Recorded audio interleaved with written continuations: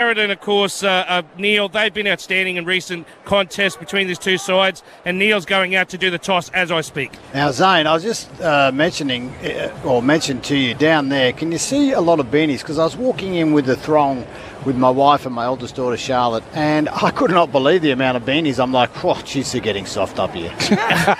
you know what? There's a lot of Essendon beanies, and why not? When you come from Melbourne, you're allowed to support your team, and there's a lot of Essendon support here. I have to be honest with you, a lot of black and red in the stands. I think it's about 33,000 here tonight. Going to be a great atmosphere, and yeah, really looking forward to this contest. What can great Brad Scott do as the coach of the opposition side up against Chris Fagan? He's pretty happy with the Tasmanian side in the AFL, and look, they've both got reasons to be enthusiastic about their side. Is it 6 in a row for the Lions, or can Essendon end this 3-game losing streak? And on a lighter note, Jace, I want to ask you if you've watched any Arnold Schwarzenegger movies this week, because I mean, you guys have had a lot of reunions and anniversaries. This is the 23rd anniversary of the If It Bleeds, We Can Kill It game. That was round 10 of 2001 when you guys beat Essendon. Then that was the start of the run to win the flag. 16 straight after that. So have you got on the streaming services and watched Darnie this week? I talk about that. I talked about it at a podcast during the week, and I actually talked about it at a luncheon on Thursday. If it bleeds, we can kill it. And I could tell you when Lee said, we're going to find out if they can bleed, with a few swear words in it. It was spine-tingling. And we won by 20 points. Awesome game. I wonder whether Brad Scott's done the same for his Bombers against his old club, the Lions, tonight. There aren't too many spare seats at the Gabba. Blues and the Dogs have just started as well. We'll keep you across it. Let's enjoy the Lions and the Bombers. Lauren Borden with the opening exchanges. So Lions looking for the kill again tonight as the ball's bounced. It's Draper out of the ruck, straight to Setterfield. Tackle, dispossessed. Still in the hands of the Bombers via Shield, who hand passes to Redmond. He's taken down by Zorko, back in the side. And Zorko will win the free kick, much to the delight of the Brisbane fans. So Zorko from the centre square drives it inside 50, looking for a mark. Draper couldn't take it for the Bombers at the back. McCluggage will have a go here. He hand passes it off to Ashcroft. Snaps it goal. It'll go to the goal square. And tracking back to take the mark is McGrath for the Bombers. So Essendon from the last line shifted to half-back. Perkins takes the mark. That was a good mark on the last line too, just saying. That was a great one-on-one there. Yeah, Andy McGrath going back to take the grab as Perkins kicks Essendon to the members' wing. 2-on-2 contest. Harris Andrews, the telling knuckle, clears the pack. Roved by Rayner of Brisbane. Hand pass to Neil. Hand passes back into the congestion. Redmond emerges for Essendon with the ball. Just got a hand passed out. Kicked forward by Setterfield to a vacant half-forward flank. But getting back first is Coleman for Brisbane. He, from right half-back, chips to the wing and marked by McCluggage right on the boundary. Got a few marks early, but you see there they were well and truly outnumbered Essendon, so they are pushing up.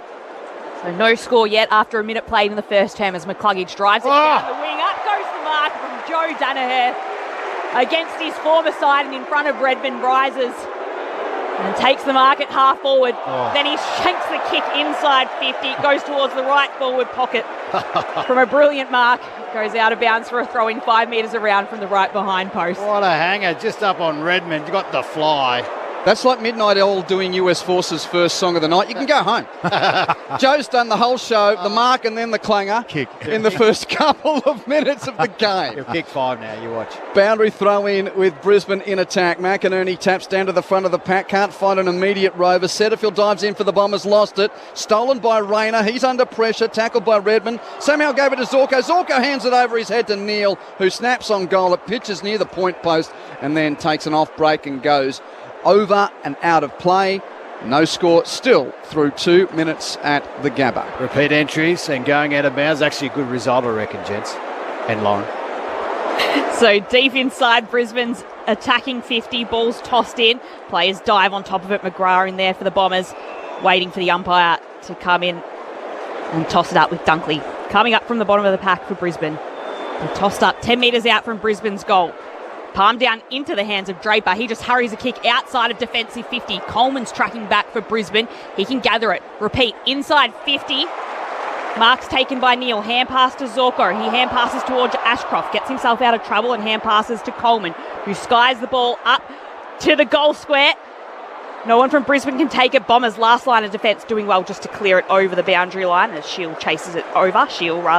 And we'll have a throwing left forward pocket for Brisbane. Still no score after 3 minutes here at the Gabba. That was Big Oscar down there, so he's going down there with their ruckman, which is a good sign for Big O. And all the ball down at the city end that Brisbane is attacking. Boundary throw in. Phillips to the front for the Bombers, but he tapped it down to Ashcroft. Robes, hand passes to McInerney, snaps across the face of goal, misses everything, out of bounds on the full. Free kick to be taken by Zirk Thatcher in the left back pocket for Essendon. You'd hate to be on the first goal kicker. What a glorious night it is for footy in Brisbane. Zirk Thatcher with his right boot kicks a high ball to a packet left half back for Essendon. Off knuckles, roved by Brisbane's Dunkley, hand pass to McCluggage. Low kick inside 50 is ineffective, picked up by Martin of Essendon. Hand passes to Merritt, the skipper kicks them towards the middle of the ground and Draper gets to the drop marks. Plays on quickly with a hand pass to Stringer. Left foot kick to half forward is Errants. One-on-one Langford was out there with Leicester. Leicester reads the drop and takes the mark for Brisbane. He's trouble. They got Zorko on him. Leicester half forward to Zorko. He's tackled by Tibbin Woody. Leicester comes in to help him. He's tackled to the ground as well. Bombers might be able to go here. Here's Perkins. Flat kick towards goals. It'll bounce a couple of times, but it'll bounce through.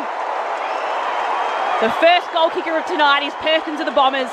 And after all of Brisbane's attacking, it's the away side with the first score on the board. Essendon 1 straight 6, leading Brisbane yet to score after 4.5 minutes. And that's what they've been good at, Lauren. They've 2 inside 50s they've had, and they've had produced a shot on goal. Might have been a bit of a muck up from the lines, but they've been super efficient. Whether they can keep that up or not, but that's what Brisbane have changed up the last 3 or 4 weeks. They try to play a lot quicker off half back. Most of the time it works for them, and that occasion caught them out. A bit of a stuff up there. Obviously, great positioning from Leicester. Got the Stringer kick, come back inside. Not sure what Zorko is a great user and decision maker, but then turned it over. I'm pretty sure he got rid of that ball, but anyway, Leicester held on to it too long, and good goal, Perkins. Something to keep an eye on. Centre bounce. Bombers have been the 3rd best in the competition this year at scoring out of the centre bounce. A key area for the Lions also. Matt Primus and Jason Ackermanis, your experts. Lauren Borden and Quentin Hull calling the action. That is an errant bounce which will be recalled. A tough skill bouncing. I was watching last night's game from the MCG. Didn't know who the umpires were, but the bouncing at the G last night was exceptional. Yeah, they got some good bounces in the AFL.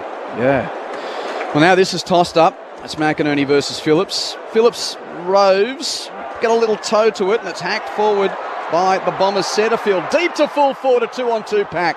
Payne crunches his right knuckle in it to clear the congestion. Went to the pocket. Strong tackle applied by Durham to keep it locked in.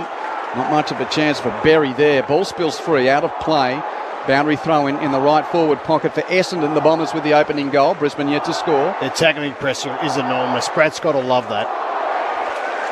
The Essendon looking for 2 in a minute or so. As the ball's tossed back in, forward 50 for Essendon. McInerney taps it out. Menzies tracking it for the Bombers. Dunkley comes back there. Andrews picks it up for Brisbane, then hand passes to Dunkley. Gets it back for him to McCluggage, to Coleman. They've turned it over again here, Brisbane. Starcevic doing his best for the home side. He can't gather. Somehow Bailey can hurry a kick out to the middle of the ground, trying to clear it for Brisbane, but it'll be coming right back the other way with the intercept coming from Kane Baldwin of the Bombers. It's hot tonight. They're bringing out the pressure, all right. One of the 3 ins, Baldwin from halfway, kicks Essendon back to full forward. Andrews flies the pack to knuckle it clear of immediate danger for Brisbane. Rode by Dunkley at half back. Hand pass to Ashcroft. Rush kick from centre half back to the middle of the ground. Back from whence it came. Baldwin receives for Essendon. Hands to Phillips. Through Merritt. Back to Phillips. Merritt gets it back. Gives to Hobbs. All this hand pass in tight. Now it clears the congestion. Picked up by Hind, edge of the centre square. Kicks Essendon back into attack. Another pack. Fist comes to ground level. Brisbane first to read it. McCluggage hand passes to Coleman. Coleman puts it in front of Gunston, who's running onto it at half forward. Overruns it, allows Essendon away in here. Luckily, Rayner's there for Brisbane. He goes for a 1-2 with Neil. Then sends the ball inside 50. It's a 1-on-1. At the back is Cameron. He's chasing it. He fumbles with it. He's got pressure coming from McGrath of the Bombers, and it's fumbled over the boundary line for a throw-in the left forward pocket for Brisbane, trailing the Bombers by that 1 straight goal. I can attest as a Carlton supporter that Brisbane got a lot of goals out the back last week, Matty and Acker. Yeah, he would be giving McGrath nightmares if he turns on the Jets here, Charlie. Charles is having a pretty good season. He's kicked 26 so far, but had a fumble there. Throw in, Brisbane in attack. McInerney clean possession. No great disposal though. Picked up by McCarthy in the pocket. Tough angle, snaps it to the goal mouth. Fists arrive from Baldwin. Taps it down to McGrath, and that's enough for Essendon to get out of immediate danger. Hacked kick to left half back. Ball is bouncing and is gathered by the Bombers. 1, 2 bounces to the wing for Martin. Now his kick towards half forward is good. Right. And the mark taken by Menzies. Ump says play on. It was an arm chop. Picked up by Langford. Kicks to Stringer, who drops it. Hobbs roves anyway. Kick to the goal mouth. Draper has a fumble. Taps it though, trying to find the advantage of a teammate. Still a Bombers ball. Onto the boot of Caldwell. He snapped and near side miss for a point. Bombers 1-1-7. Lions yet to score. 8.5 play, but Essendon look all right once they've got going. They look sharp, Q. Their foot skills, their running capabilities. If Brisbane's defence is a little bit off with your ball watching, they're going to expose you big time. So Starcevic will use the Stanley Street wing. Long kick outside of defensive 50. Dunkley was aimed for Dunkley, but it'll be the Bombers again. Heppel hand passes back towards Hine, dodges around his opponent, and goes with a flat left-footed kick towards Heppel. It wasn't 15, or was it? The umpire has called the mark. Oh. So it was a short kick. Heppel hand passes to Merritt, who dabs the kick to the top of the 50, finds Hobbs, who marks on the paint of the arc. Now Hobbs will take his time to decide what to do next and see what he likes. He chooses to send it high, top of the goal square, bounces in front of everyone. Bursting through is Durham. Gone. He's taken to ground and he is gone. It'll be a turnover ball and it'll be Brisbane able to take it out of defence. Essendon leading by 7 points, 9.5 minutes played. Ryan Lester winning the free kick and the veteran keeping his spot in the team for the time being. Chips it to Wilmot, who's at left fullback. Marks and chips to Ashcroft, still inside D50. Will Ashcroft, only 30 metres from the goal, he's defending. Of course, his dad played in the If It Bleeds, We Will Kill It game all those years ago. Kick to left half back, Dunkley takes the grab. Played well too, Q. He played well a lot of games, didn't he? Dunkley from half back, kicks it to the wing, Gunston marks. Brisbane kick marker now into the corridor. Incisive 45 marked by Coleman. He drills it into attack. Leading out as Cameron gathers on the bounce, tries to break the ankles of McGrath. McGrath did well to stick with him. Did great. And Charles has to hand it, ball it out of play. Yeah, outstanding, mate. Fantastic. That dodge and moves of the hips and stuff. Normally guys break their ankles trying to get Cameron there, but he did a great job. McGrath kept his eye on the ball. Bombers 1-1-7. Lions yet to score. 10.5 played. Blues and Dogs just getting underway at Docklands. So that kick in could have been a bit better for Charlie. Phillips with the tap out. Goes straight to McCluggage. He's taken down at the top of the 50 and brought to ground, and we'll have a ball up about 45 metres out from Brisbane's goals. Apologies, we've just lost the crowd for a moment, but we're working on it. Ball at left half forward for Brisbane. There it is. It's back. Free kick goes to Brisbane. No, we didn't lose 32,000 people for a moment. We just had a little foible in the microphone as Hobbs. From right half back, kicks Essendon towards half forward. Stringer the target, Wilmot makes the spoil. Arriving to gather is Wiedemann. He's tackled by Andrews. Ball though, spills free. Picked up by Merritt of the Bombers. Kicks a hope at a half forward. Doesn't have a teammate on the end of it. Ricochet to the middle of the ground. Brisbane there through Coleman. Hands to Hipwood, hands to Lester. Kick to half forward, marked by McCluggage. Entry to the corridor, onto the chest of the leading Danaher. And the man that won the BNF at the Bombers in 2017. I tell you what, they are moving the ball well. Kitty Coleman's having a big quarter. He's up to 7 touches and he looks lively. 4-time leading goal kicker at Essendon as well. This is where the jeering's okay. Yeah, this is where he should kick it over the top of the roof because he can. He's only, 35 out? Big Joe against his old mob. Straight in front, 40 out, left boot is true. Who's he with now, say the Gabba faithful? 1-1-7 plays one straight. It's the Bombers by a point. Joe gets the first for the locals, and we've travelled 12 minutes. I don't think he really cares, Matty Promise, but that is a much better transition to play. But Big Joey's going into the ruck now, which I love, but on the lead and good kick. They finally started to get it, just a little bit better entries. Yeah, a lot better entry, Q. He was leading back, but then he signalled with his hand, I'm coming back up at the kicker, and the kicker saw that, and really good connection between the midfielder and Joey then. Zane Bojak on the boundary. Yeah, talking about Joe Danaher, I would be surprised if he even knows about the booing controversy because he told the media this week he doesn't have a TV and he doesn't listen to anything. anything. He just goes out and plays footy. So I got no doubt he probably thought, the Essendon fans are going to boo me, but wouldn't even know about the controversy that's been going around the AFL. Jason Horne-Francis copped it today down in Hobart, but anyway, back in the middle. He's copped it for weeks. So back in the middle, and Phillips brings it to ground. Chasing after it is Hobbs. He might be taken high. Umpire says play on. Phillips scrubbers a kick to the middle of the ground where it's picked up by Dunkley of the Lions. They'll move forward here through Berry.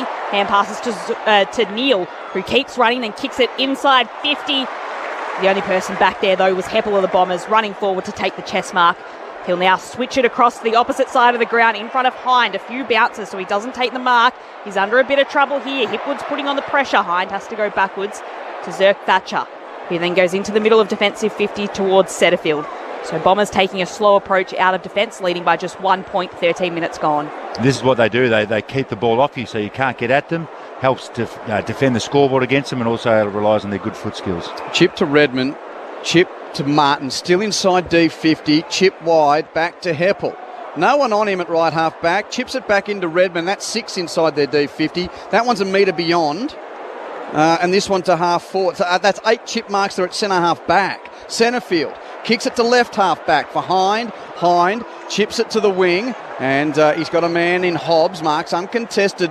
So it's been attritional, Matty, but they've got it beyond halfway just. Hobbs with the short chip to D'Ambrosio, who was named as an emergency but is in the starting team. D'Ambrosio with his left boot. Now a high kick to a contest on attacking 50. Andrews leaves his man to knuckle it towards the boundary for Brisbane, and it's out of play for a throw-in despite the heavy collision between Harry Sharp and D'Ambrosio coming in. I like Sharp. He's a goer. I tell you, no wonder. It's hard to hold your spot in your team when you're that young. I'm surprised you haven't mentioned his James Rain mullet as yet for a man of you, Jace, who loves a hairdo, he needs more description. For that. Yeah, okay. Ball tossed in between Wigan half forward. Neil barges through, tries to hand pass it. Merritt's back there trying to wrestle with him and get the ball back. He does. Hand passes backwards to Hobbs, who's landed on the boot without looking. Out of bounds on the full, so going straight back the way of Brisbane. Coleman to take it right half back for the Lions. I tell you, that went into the third row. Kitty Coleman, another touch coming up. This will be number 8.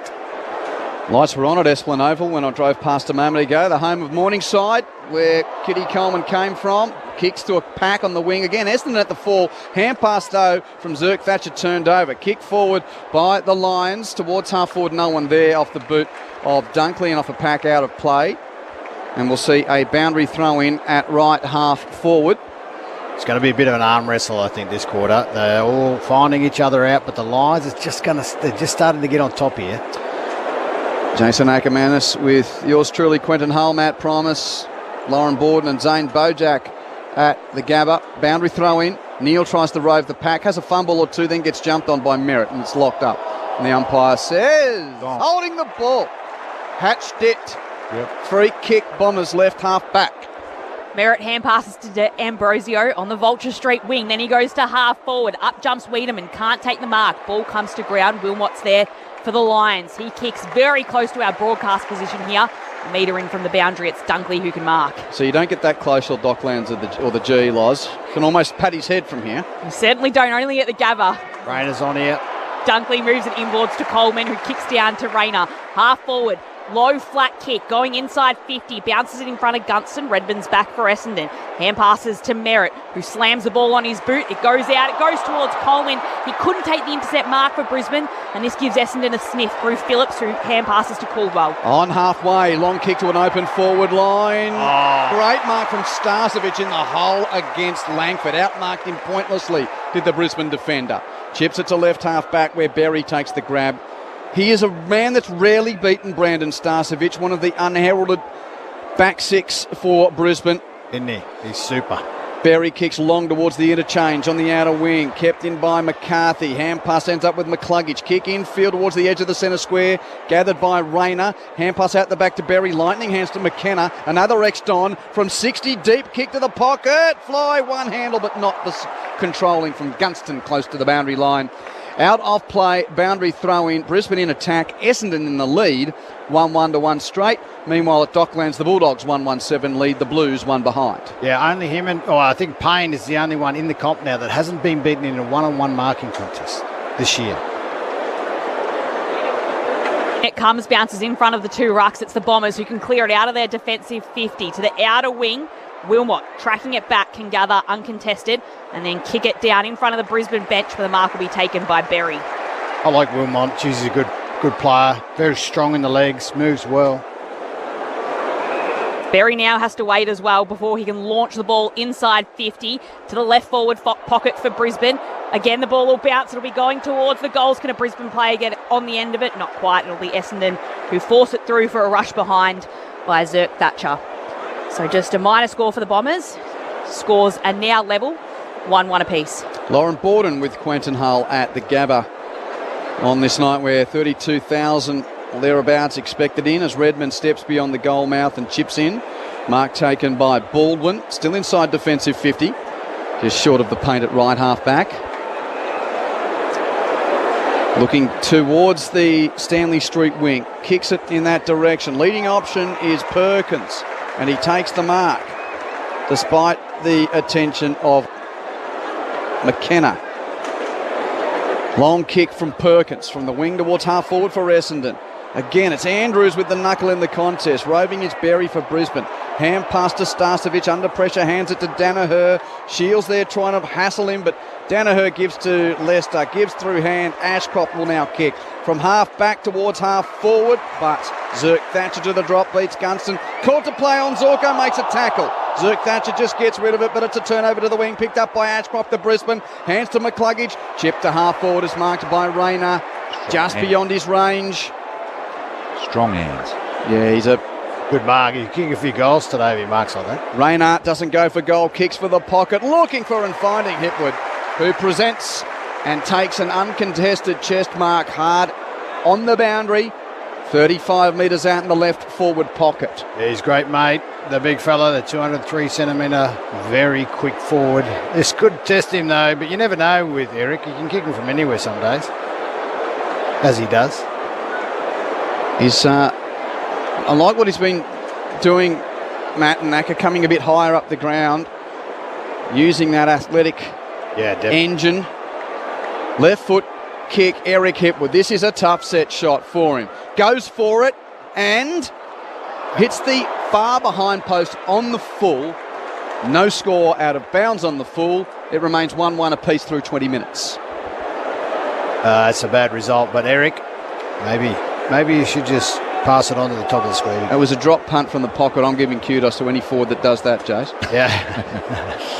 Phillips with the kick goes 60 metres outside of defensive 50. Punch comes from Wilmot. It could be handy here for the Lions as Sharp soccers the ball inside 50, but Bailey can't pick it up cleanly and the ball trickles over the boundary line for a throw-in, 30 metres out from the Lions' goal. Still looking dangerous, Bailey. Come on the field. I thought he'd be a direct swap for Ashcroft, but they both stayed on. So good, skillful players in your midfield. You can't have too many of them. Ball tossed in now inside the forward 50 for the Lions. Both rucks go at it. Goes into the hands of Ashcroft. He's tackled by Shield. And the ball nearly by the boundary line. It's kept in though. Zorko at the bottom. He's tackled to the ground. Players tussling over the line. Will it go over? It's hit the post. I think the man hit the post in the tackle with the ball. So it'll just be a throw-in right by that behind post deep at the city end of the Gabba.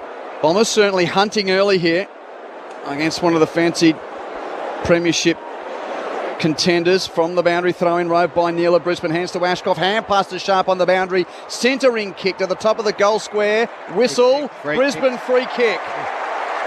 Who's got it? Wow. Cameron's high-fiving. Hipwood's high-fiving. McCarthy's high-fiving. I think it's Sir Charles. I think he got him for blocking off the ball. Well, it's a poor soft free kick. It was a good kick, but Charlie, I think he was getting manhandled. A little bit of a push from D'Ambrosio. That's not much in that, but straight in front, Cameron, rev the engines because this will be the first of the night for Charlie and it'll put Brisbane in front. Cameron from point-blank range.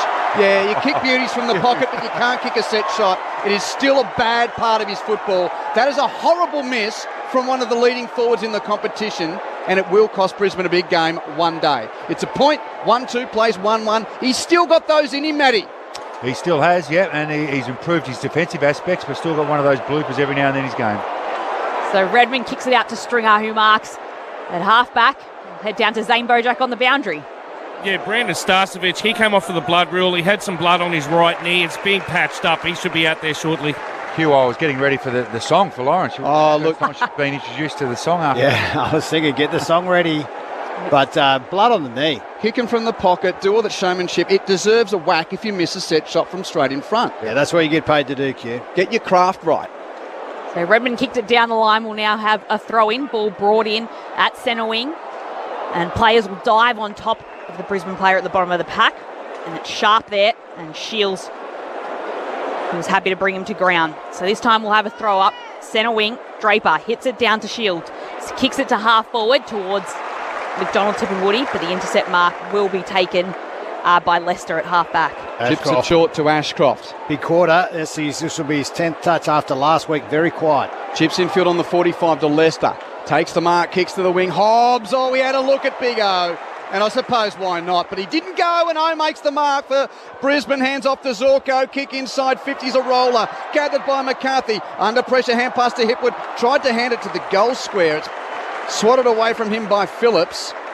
Oh, he looked over the boundary line near the behind post for a throw in. They're looking dangerous. Or, no, free kick. They're going to give a free kick to Redmond. What's that for? Throwing or something? So Redmond's got it in the left back pocket. 1-2 to 1-1. Brisbane in front. Redmond kicks it to Hobbs, who marks D50 right half back for Essendon. Hobbs kicks down the line in front of the Brisbane bench where Phillips will mark. He's been good, Phillips. He's a good mark over here, didn't he? He's improved his footy this year as a ruck and a forward. Oh, no. Phillips' poor kick was looking towards Setterfield over the top of his head. Lucky Heppel was there to mop up. Hand pass to Hobbs. It was spoiled though. Now it'll be Brisbane going inside 50 via Rayner. Kicks it inside 50. Brisbane get back in defence. Hind can clean it up and kicks towards the broadcast side of the ground where he finds Derham. Flat kick towards Perkins. He marks it left half forward for the Bombers. He plays on, swirls around, sells some candy, then keeps running. Tries to kick inside 50. Sharp was there. Good stuff from the young Brisbane player who can hand pass across to Coleman. And they ping off half back. Coleman runs to the wing, kicks to Zorko, who marks, chips it to Danaher, grabs it 55 out. It's Joe Range if he wants to go. Overshot, Joe. No one's on the mark, so Danaher says, why not? Big left boot. It's the Joe Show, all right.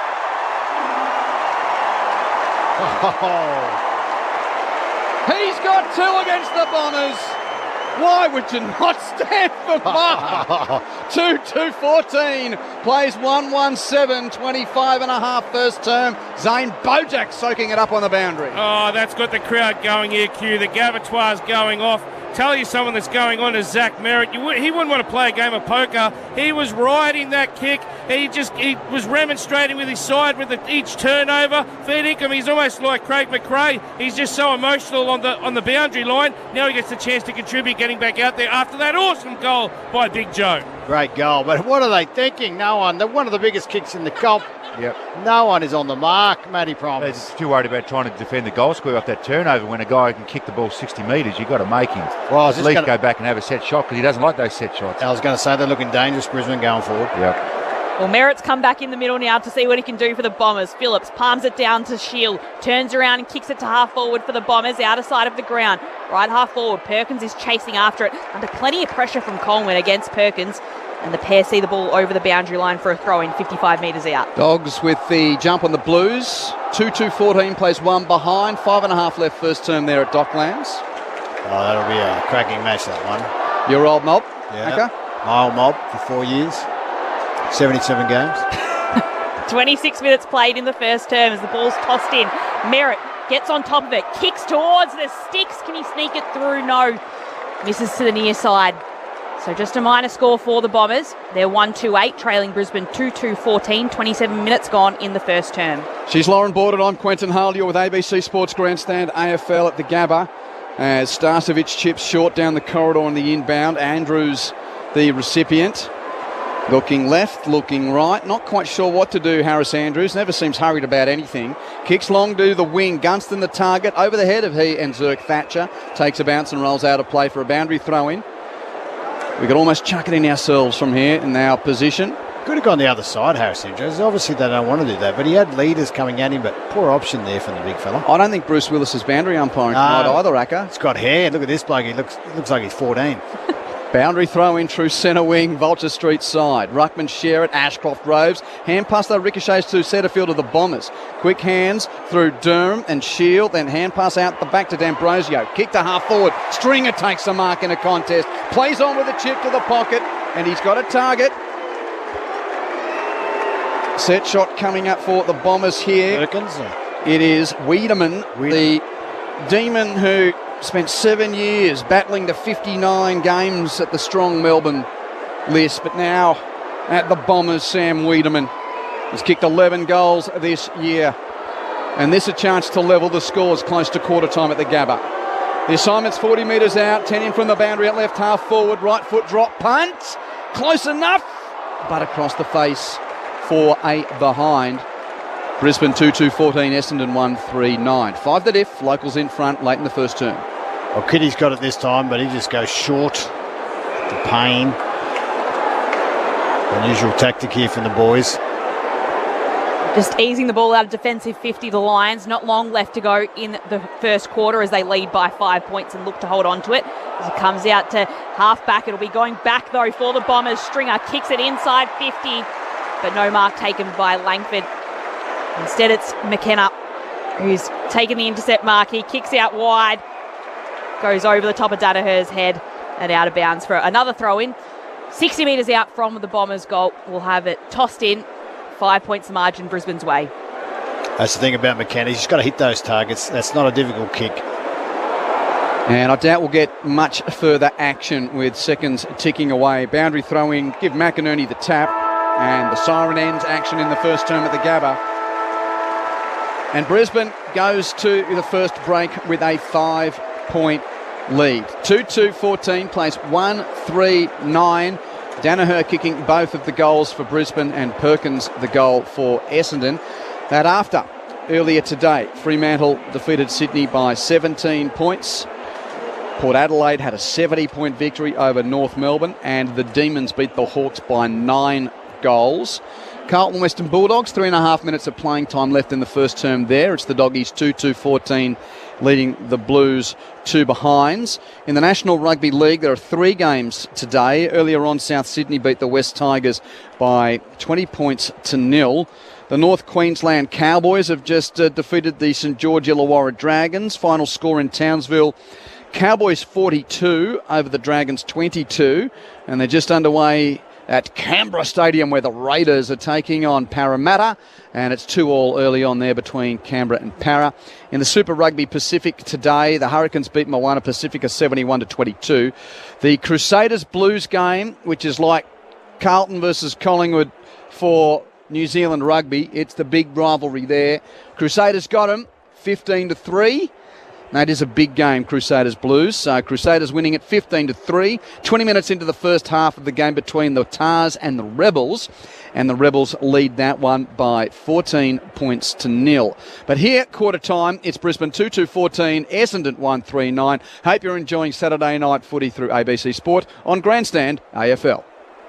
Hello, I'm Patrick Stack, and if you like great stories and you enjoy sport, then I reckon you need ABC Sport Daily in your life. To put it lightly, it's the dog version of the Super Bowl. I think the last time that he actually played the Pies at the MCG was the game where he sort of hurdled the player in the middle of the ground and went on to kick one of the goals of the season, which will forever be on his highlight reel. They're two of the nicest blokes you're ever going to meet. It's your daily sports conversation, and it's called ABC Sport Daily. Find us on the ABC Listen app. Grandstand AFL. Now streaming every match on the ABC Listen app. Look for the AFL button. Trouble. They got Zorko on him. It's the half forward to Zorko. He's tackled by Tippin Woody. Lester comes in to help him. He's tackled to the ground as well. Bombers might be able to go here. Here's Perkins. Black kick towards goal. It'll bounce a couple of times, but it'll bounce through. Hands to Hipwood, hands to Leicester. Kick to half-forward mark by McCluggage. Entry to the corridor, onto the chest of the leading Danaher. And the man that won the BNF at the Bombers in 2017, Big Joe. Against his old mob, straight in front, 40 out, left boot is through. Who's he with now, say the Gabba faithful? Long kick to an open forward line. Great mark from Starcevic in the hole against Langford. Outmarked him pointlessly with the Brisbane defender. He is a man that's rarely beaten Brandon Starcevic, one of the unheralded back six for Brisbane. And they ping off half-back. Coleman runs to the wing, kicks to Zorko, who marks, chips it to Danaher, grabs it 55 out. It's Joe Raines if he wants to go.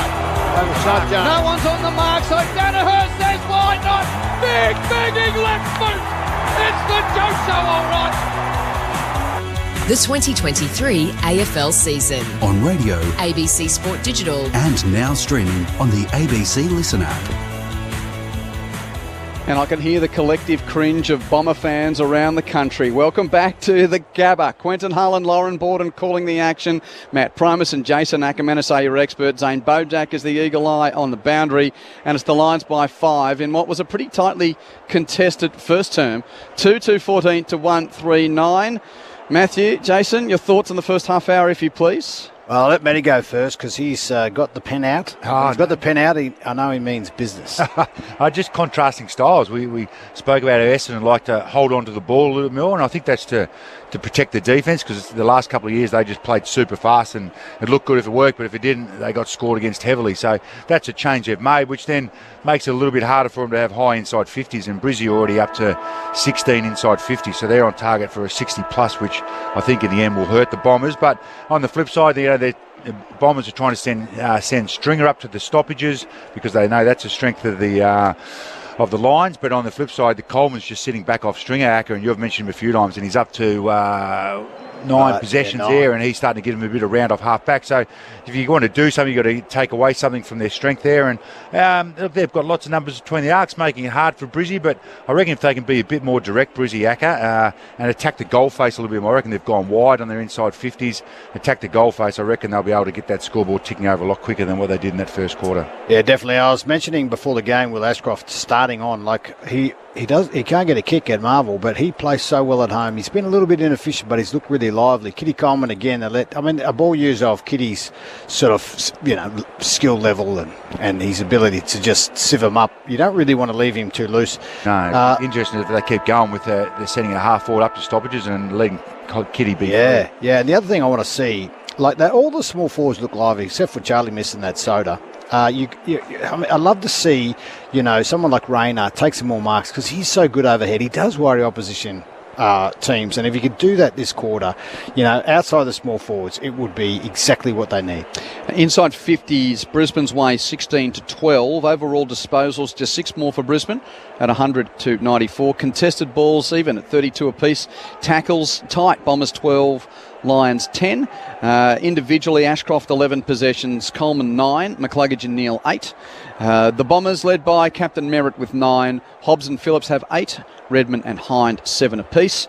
5 the diff at quarter time here. Just hit quarter time at Docklands. Bulldogs 2-2-14. Carlton 3 behinds. All is in readiness for the second term here. T-shirt weather on a Saturday night in round 9. We're used to it, Lauren. I know you're just soaking it up here. Travelling to Brizzy for Saturday night footy. 19 degrees is perfect. So back into the second quarter here. It's Brisbane leading by 5 points. As the umpire restarts the game in the middle, Shield tries to gather it, instead hits it higher up into the air. He has to go back for a second attempt. Caldwell can get it. Hand passes to Merritt, gets it back from him, then hand passes to Shield. He'll go inside 50, quickly for the Bombers. Great intercepting mark, though, taken by Andrews. That's what he's there for. He's the best in the business at it. Came across from the right and took a fantastic intercept mark.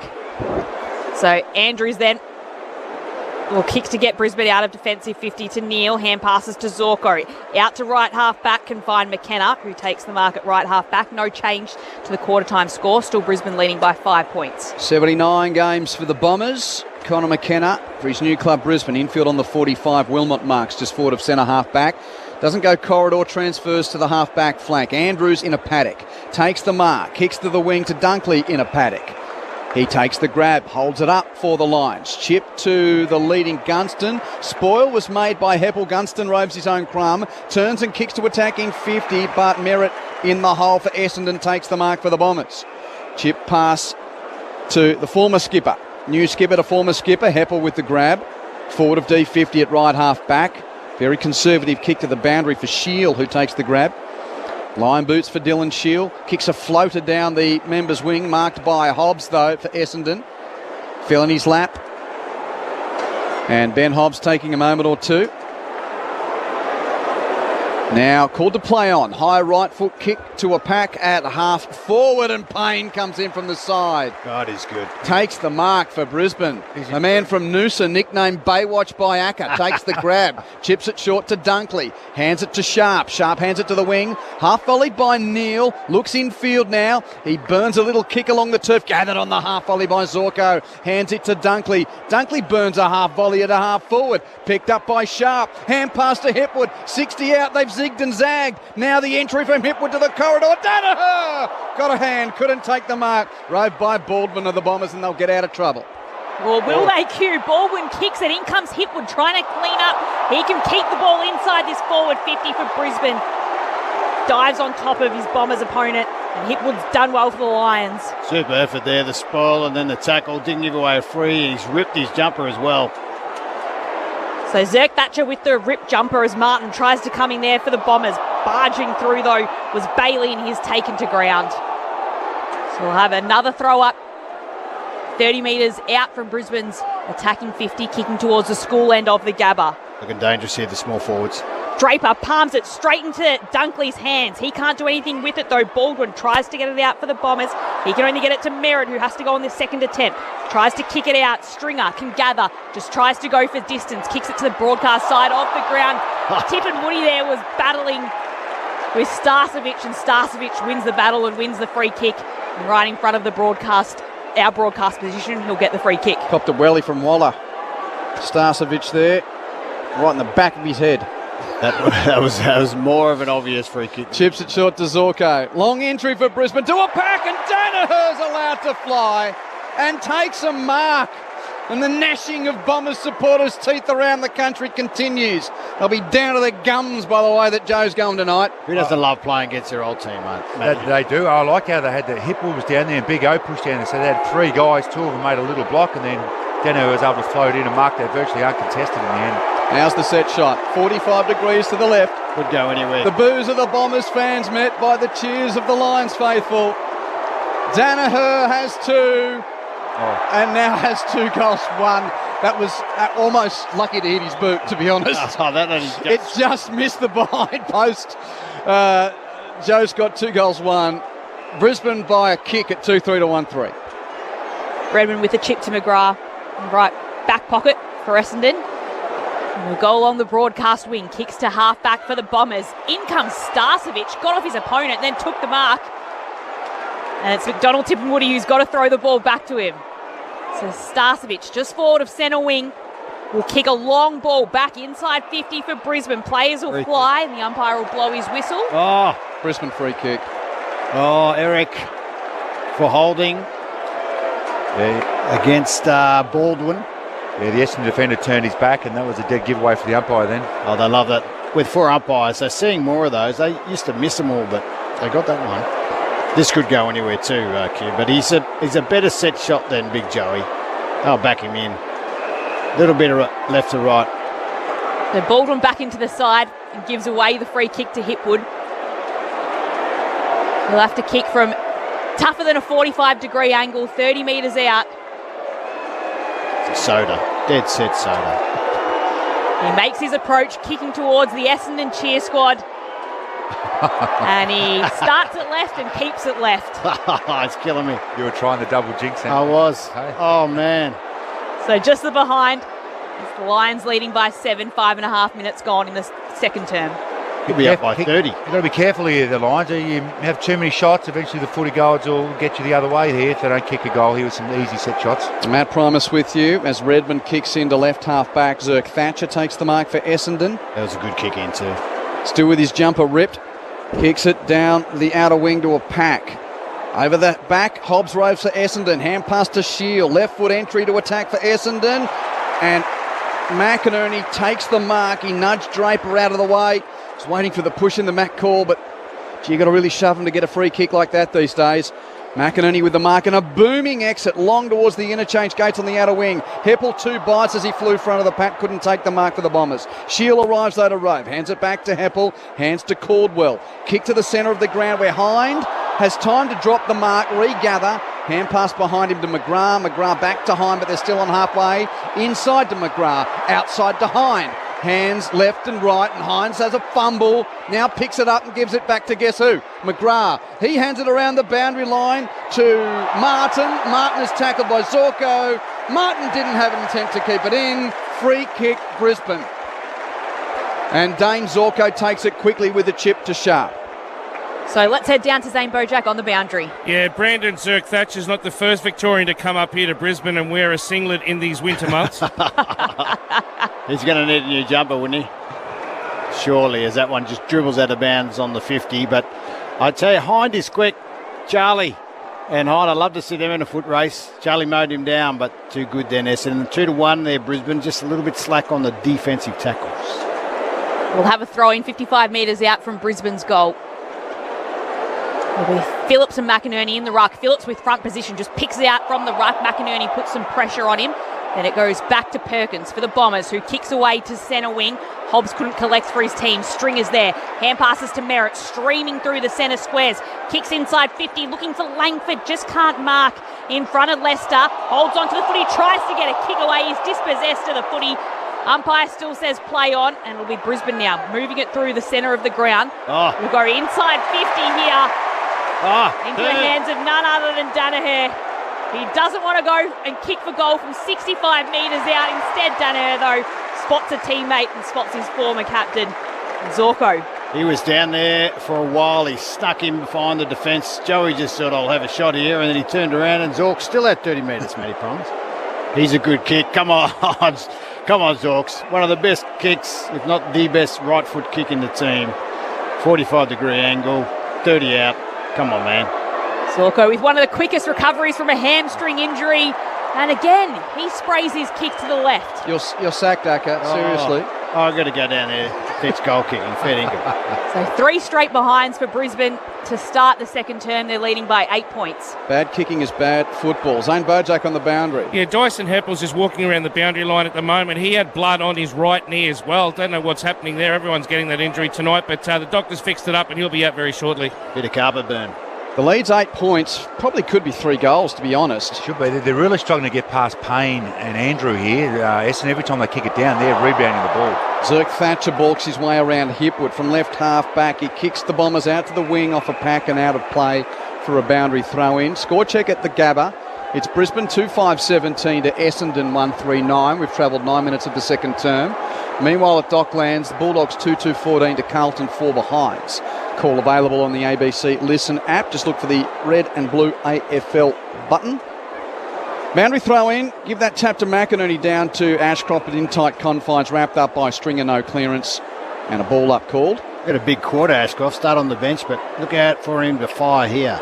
Tossed in the air, McInerney out the back, taps it to Berry. Little kick taken by McCarthy, not 15. He's called the play on. He's wrapped up in a tackle, and the up says no prior. Quick clamp applied by Martin, the Bombers. Ball 70 from Brisbane's goal at right half forward. Left half back for the Dons. From the boundary, or from the ball up, there's another stoppage here as McCarthy is squashed. An Essendon player who slipped over and now emerged. It's Caldwell. See if you can get it clear, Loz. Let's see how we go. All right, ball tapped away. It'll be a tough one to get rid of again. Players are trying to chase after it. Bailey's got it for the Lions. He can hand pass backwards to Neal, who then chips a kick to half forward for his side. Comes to ground, Hind chasing after it for the Bombers. Tackled by Bailey.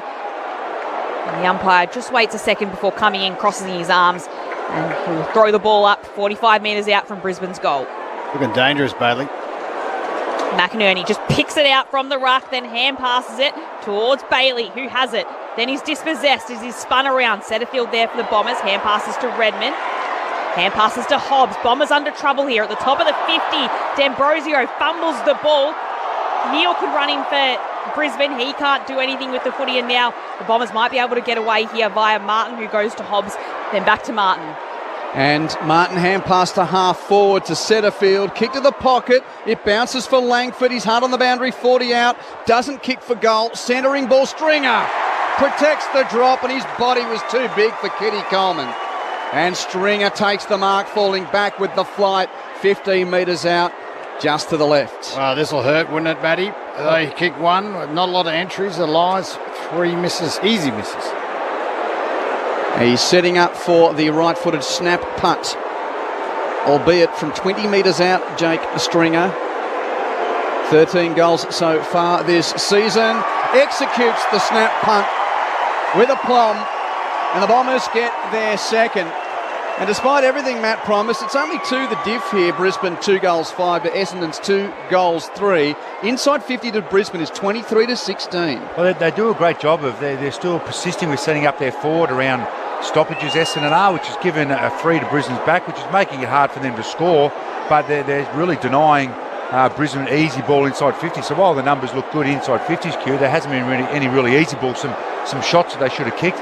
But they do make it hard. You can see why they've been able to keep in games the last month or so. Yeah, Bombers and Port fans thinking, is this the same game as last week? Port Adelaide had all those shots, kicked all those points, but Essendon, they hung tight, Acker. It's similar, because they have so many numbers through the arcs, you actually end up with shots out wide. And that's what's happened to Brizzy, and they've missed those shots out wide. I'll need to fix that. But anyway, Joey's back in the middle. Stringer's goal, it's Essendon's first goal since the 4-minute mark of the first term.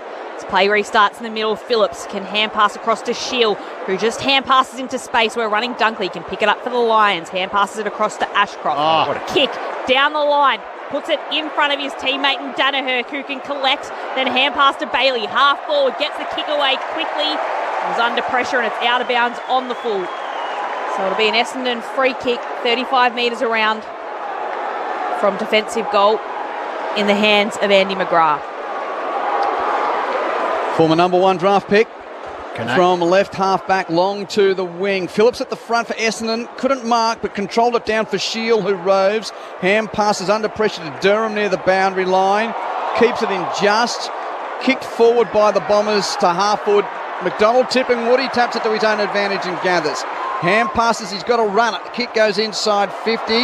Off the pack, roved by Langford. Langford puts Essendon in front with a snap from 40 metres out. What a finish. So efficient. Wheeled on his right boot. Put him in the half back line, put him in the half forward line. What a valuable player he is for Brad Scott and the Bombers. And it's Essendon 3-3-21, leading Brisbane 2-5-17. And once again, Harris Andrews was free then, but the tip of Woody's be able to win the contest, a little tap, and then use his speed and get out, then bypass the spare. Langford been able to win a one-on-one contest, get the ground, and beautiful snap to finish. But as you mentioned, Acker, they are super efficient. Yeah. They've got some class when they go inside their forward 50. Yeah, just O'Connor falling over. That's not what you want. He's a super balanced, very quick midfielder. He's got Tip and Woody under control until then. But anyway, great goal. Nearly should have got the push out there. He did that, but then got the crumb. And great goal. That's what you need. You need goal kickers. Essendon probably would like a couple more of Langford as well. Leading goal kicker at the moment for the Bombers. As we move back into the middle, Essendon looking to make it 3 to start this term. Hand pass backwards goes towards McCluggage. He can get a hand pass away. It's picked up by Durham of the Bombers. Hand passes to Redmond. Launches a kick inside 50 from the back of the centre square. Tip and Woody was at the front. Took it to ground. Players dive on top of the footy. Manning will have a stoppage 35 metres out from Essendon's goal. Not sure why the umpire didn't call that bounce down back, but anyway. So tossed up, Draper picks it up, then skies the ball up high. Chasing after it is Shield, but the ball will go over the boundary line, 30 metres around from the left behind post for the Bombers, where we'll have a throw-in. Good spoil from Rayner there. They're +6 the Bombers in stoppages this quarter, which is that's Brisbane's game. They are taking it to them around the clinches. Well, they are good in there, you were saying that. 15 minutes second term. Essendon by 4 points. Throwing Dons in attack in the pocket. Falls though to Rayner of Brisbane. A rushed clearance goes to the wing. It's going to be picked up though by McGrath of the Bombers. Chips in field to Setterfield. Takes the grab uncontested. Holds it up for a moment. Runs to the bullseye, Will Setterfield, and drives a deep ball to full forward for Essendon. Off the hands, back of the pack. It's been kicked off the ground by Langford, but there was a hand there as well. It's a point. Will it go to Langford? I think so. I don't think it's a rushed one. Yep, behind Langford, 3-4 to 2-5. 5 points the lead to the Bombers. Nice kick. Nice kick in from O'Connor. So O'Connor will get the hand pass now back from Leicester, then he'll kick straight into the centre of the ground. Players will run onto it. First one there is Redmond for the Bombers. Hand passes to Merritt. He's tackled by Dunkley, which then allows Wilmot to take the ball, put the kick in front of Bailey, who runs and chases after it to the goal square, but it trickles all the way over just for a behind. Bailey couldn't get there in time. So Essendon's lead comes back to 4 points after 16 and a half minutes in the second quarter. Yeah, sorry, McKenna, not O'Kenna. It's just wrong Mick. Oh. So the kick in from the Bombers is going to come back in. Neil chips it towards Hipwood. Hipwood hand pass to Ashcroft, who had a man on him and is tackled. And we'll see a ball up. He's getting out, I think. Is there an O'Connor? Yeah, he plays for Geelong. Yeah. Played last night. Yeah, sorry, McKenna. That's okay. From the ball up, Bombers with the clearance. Martin under the pack, hacks it with his left boot to half back, flown at and dropped by Menzies. He has another go, Menzies. Hard on the boundary. Hand pass infield, stolen by Neil of Brisbane, though. Hand pass to Coleman. Tumbling entry for Brisbane to the pocket. Looking for McCarthy. He's got a couple against him. Ball goes over the boundary line, and we'll see another throw in. Essendon 3-4-22. Brisbane 2-6-18. Big crowd in attendance for Saturday night footy at the Gabba round 9. 17 minutes played, second term. It is a gorgeous night to be at the football in the River City. And plenty of fans soaking up a good contest so far. Boundary throw in, Brisbane in attack. McCarthy hits and spins and roves. Snaps towards the goal mouth without great penetration. Zirk Thatcher picks it up for Essendon. Got a hand pass away. And the kick clear for the Bombers goes to half back, and they are out. Martin with the kick to half back. Kick forward by Durham to the wing. Shield now. The ball goes to Deck. He's battling with Leicester. Leicester's hand pass ricochets off Shield. Out of play for a throw in. And the Brisbane faithful are going for insufficient intent when McCarthy handballed it into Shield's shin. Yeah. They do get Burko when Essendon or Collingwood or Richmond come to town, this Lions mob. Don't know what they're looking at. Fair dinkum. Ball tossed into centre wing. Draper with two hands goes straight into the hands of Sharp, though, for Brisbane. He kicks forward. Rayner will have to chase onto it. Hines there for the Bombers as well. Rayner puts pressure on him. Brisbane wants to deliberate again, but Hines was forced into pushing it out over the boundary line, so we'll have a throw in. In all seriousness, the locals here are almost like Crows fans at Footy Park. Yeah, that was so one-off. In the early days. Yeah, that was so a rabid place. They were pretty ordinary, weren't they? They were. One-eyed as they come. Yeah. Unbelievable. Home side at the moment, trailing by 4 points. Hits Draper on the top of the head, comes down. McCluggage couldn't gather for the Lions. Merritt's there for the Bombers. He hand passes to D'Ambrosio, who hand passes to Hines. Uses his pace to then go forward. It's turned over, though. Leicester's here, all the way back up to the centre of the ground. High ball, inside 50 for the Lions. It'll be McCarthy, who just tries to dab a kick forward towards Rayner. McGrath read it best, and he can hand pass it across to Durham, who gets the ball out of defensive 50 for the Bombers. Great gather and spin is Chip. Forward here. Finds his man Setterfield, marks at half back, kicks to the wing for Langford. Langford marks, kicks to half forward, marked by Menzies. Menzies kicks back to Langford, who ran hard and gets a free kick for a front on spoil from Harris Andrews. And the locals will not be happy about this. Just hard running there. Beautiful hands to link up off half back, but just hard running to keep giving themselves options by the Bombers. They're looking sharp out of the back line. Yep. Looking too real cute hard. from Brizzy. That kick inside. Oh, yeah. It's too cute then from Brizzy. Yeah, just good kicks, solid kicks to advantage. They just hurt their own teammates going inside 50. Langford is setting up for the, I think, left-footed snap punt. From the right half forward flank, he's hit it near side. Pretty good attempt. What about those boots? Got a point. Essendon 3-5-23, lead Brisbane 2-6-18, 20-minute second term here. Short kick in from the Lions, gives me a chance to look at the Docklands. Blues have finally kicked the goal. Bulldogs 2-4, Carlton 1-4, as Andrews clears defensive 50.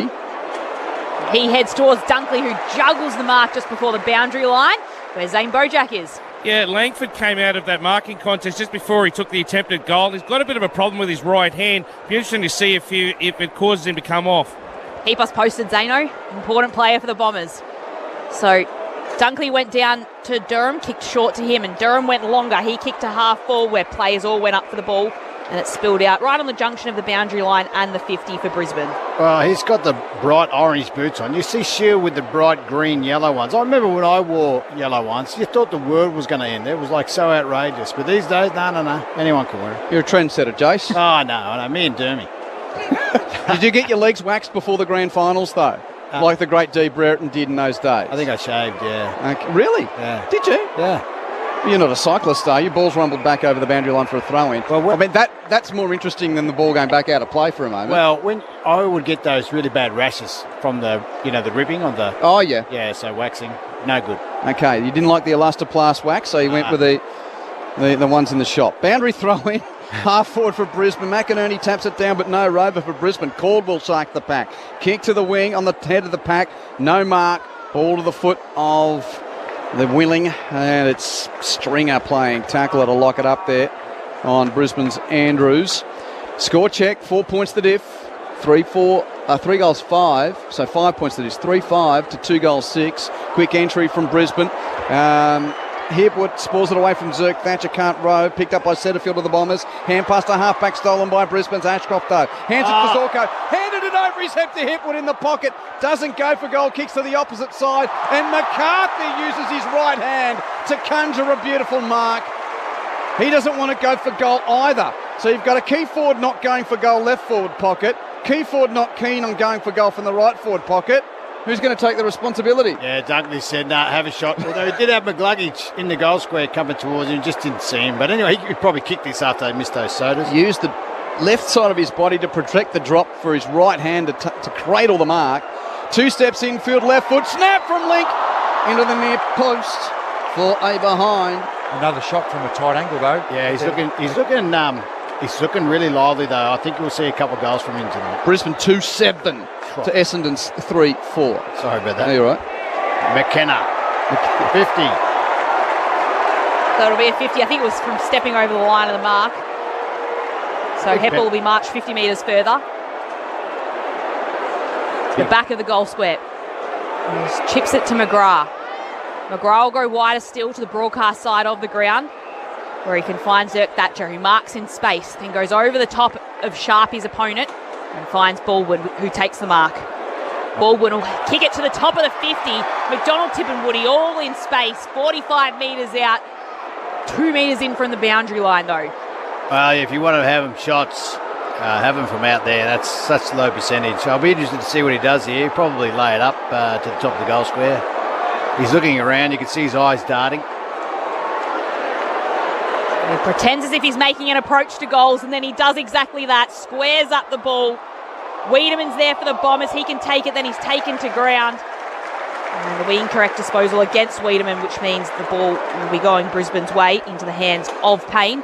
He'll take it for Brisbane, who are trailing by 4 points after 24 minutes in the second quarter. Kicks to McCarthy, marks at right half back, kicks down the line. Starcevic drops the mark, under pressure and gets tackled, holding the ball. Menzie with the pressure for the Bombers. And Starcevic made pay for his fumble and didn't give the ball back, I don't think, so Menzie's going to get a 50-metre penalty. Starcevic held on to it when Menzie was reefing for it, so that's enough for the ump to ping Starcevic a half 100 and bring Jai Menzie to within scoring range.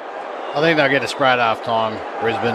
No, you won't be happy with that, Chris Fagan. They have worked so hard to get shots on goal and just served up rubbish in front of goals. Menzie advanced to the forward pocket, 10 metres out, snaps it through for the Bombers' fourth, and Essendon lead by 10 points at the Gabba.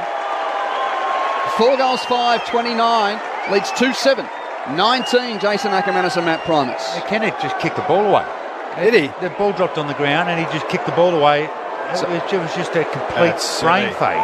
When they got the ball back, that was just as undisciplined. Yeah, Fags will not enjoy that. You know, when the Essendon are in the game, but they're struggling to keep the score. They've only had 22 inside 50s. You just gift him a goal. He actually kicked the ball away when it was on the ground. Just ridiculous decision.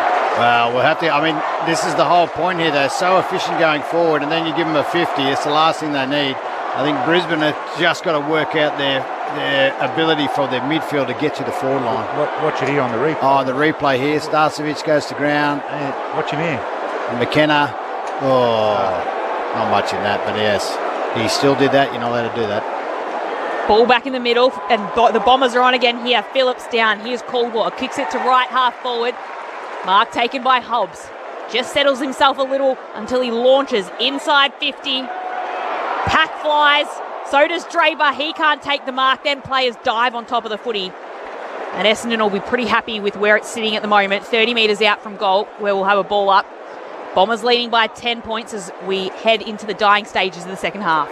From the ball up, McInerney taps down for Brisbane, but can't find a rover. Coming past Hobbs, he's tackled by Coleman. No Pryor, locked up. Up comes in again. Quickly tosses it in the air.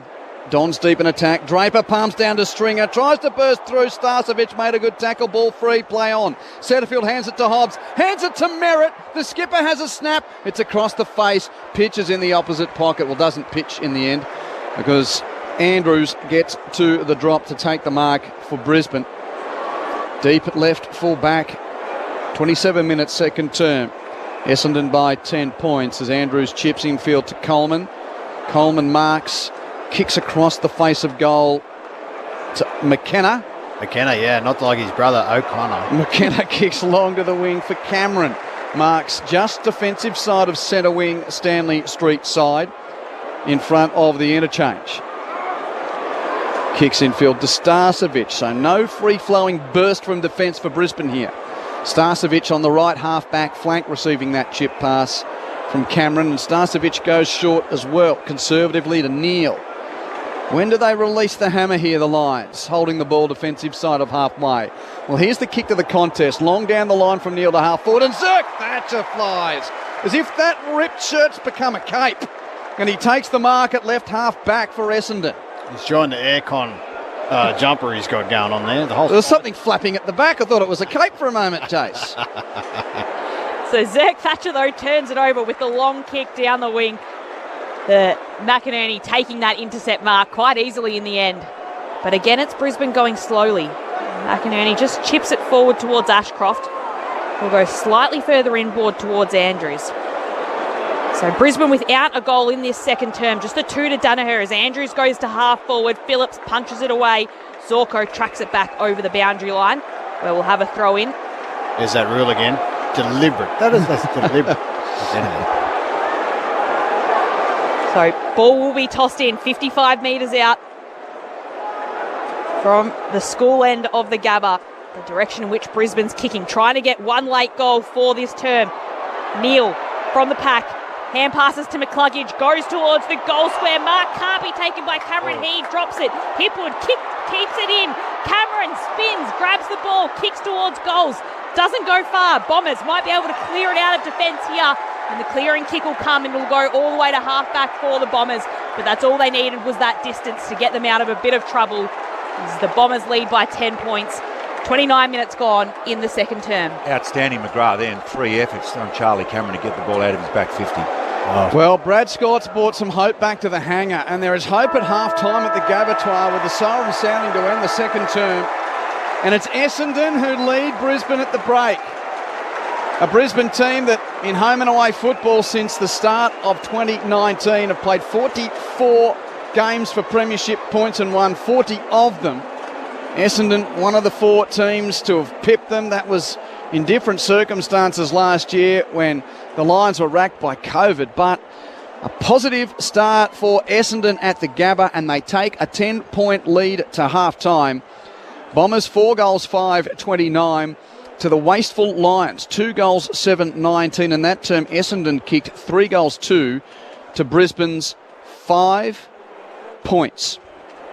For the Bombers, Perkins, Stringer, Langford and Menzies have kicked goals, and Brisbane's 2 coming through Joe Danaher in the first term. So 10 points the diff here. The game at Docklands is just a little bit behind this one. 3.5 minutes left in the second quarter there. Western Bulldogs 4-4-28 lead Carlton 1-4-10. The ABC Listen app and the AFL button is a spot to hear that game if you want to listen to the Dogs and the Blues. Both teams just about to leave here at halftime. A chance for our experts, Matt Primus and Jason Ackermanis, to explain how things have transpired in the first half of footy, which will have Brad Scott and his Bombers, well, at least content with what's on the scoreboard, if not other things in the game. Well, their plan of how they've come up here to try and play against Brisbane has been outstanding. They've come up to put an extra around the stoppages to take away one of Brisbane's strengths. As we've seen, Acker, they're very good in that area. They're +6 in clearances and beating them in the centre bounce, which is taking away Brisbane's territory.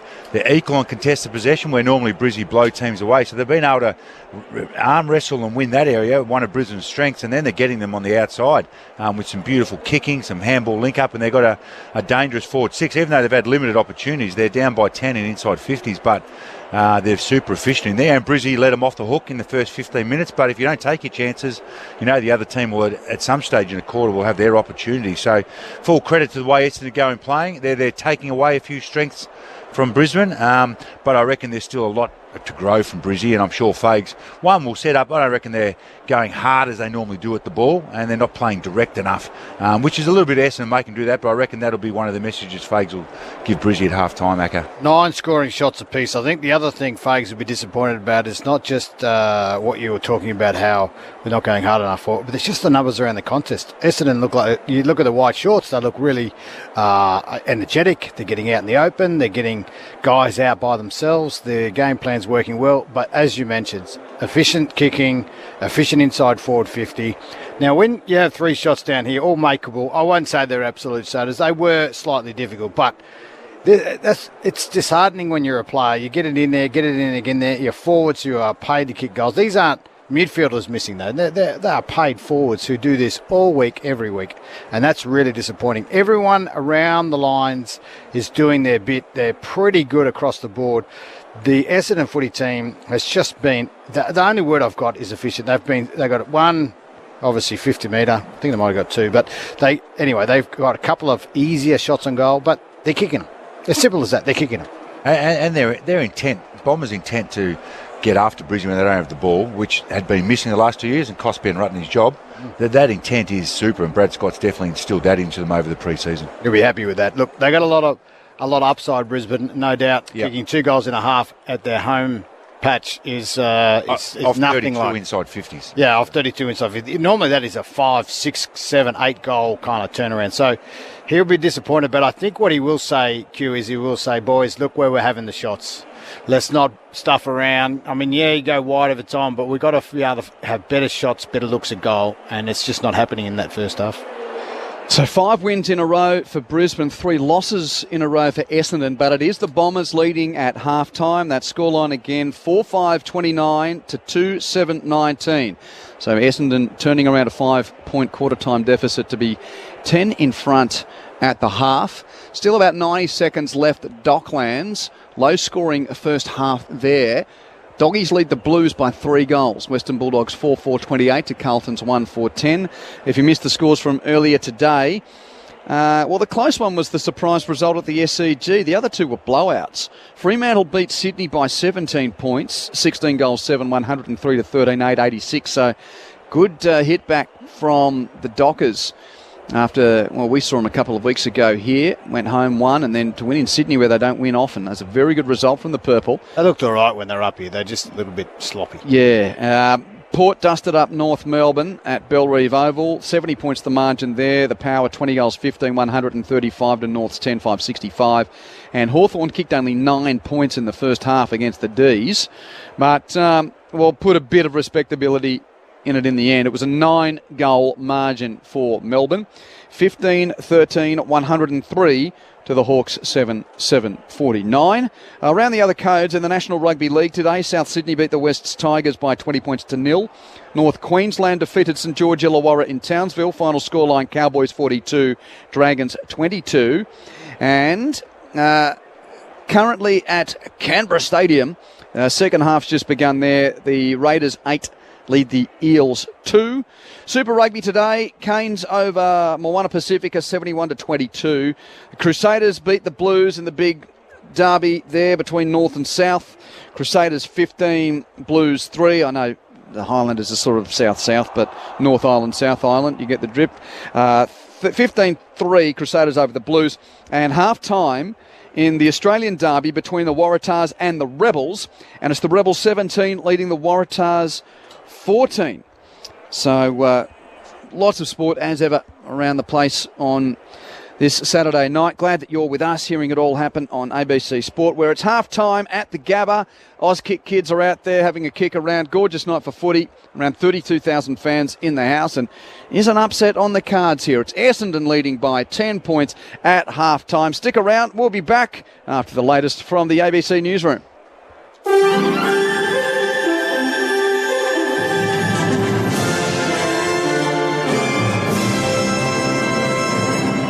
This is ABC News with David Rowlands.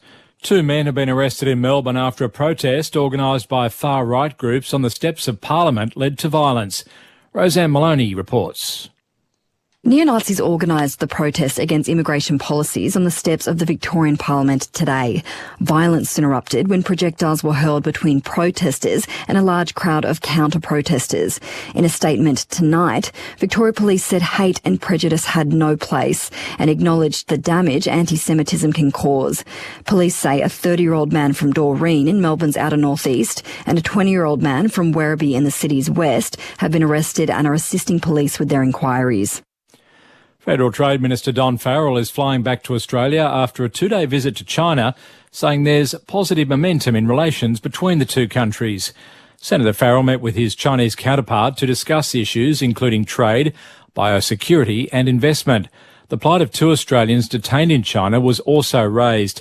Senator Farrell says they agreed to step up dialogue on trade restrictions. We've got a pathway for resolving the barley dispute, and we've indicated to the Chinese that we see that as a process for delivering on the issue of wine. I'm confident that as a result of our face-to-face meetings that we are well on the way to resolving all of our outstanding impediments. The Greens have renewed calls for the federal government to end vice-regal entitlements for those found to have committed misconduct in or out of office. It comes after former Governor-General and Archbishop of Brisbane, Peter Hollingworth, yesterday gave up his authority to officiate as a priest. An Anglican church investigation last month found he knowingly allowed pedophiles to remain in the church while he was the Archbishop of Brisbane in the mid-1990s. Greens Senator David Shoebridge says there are currently no laws to allow a review of Dr Hollingworth's $357,000 a year pension, plus travel and office expenses. It is remarkable that someone can have received almost 2 decades of extremely generous public entitlements in the millions and millions of dollars, and there is no capacity to review those entitlements in the case of serious misconduct.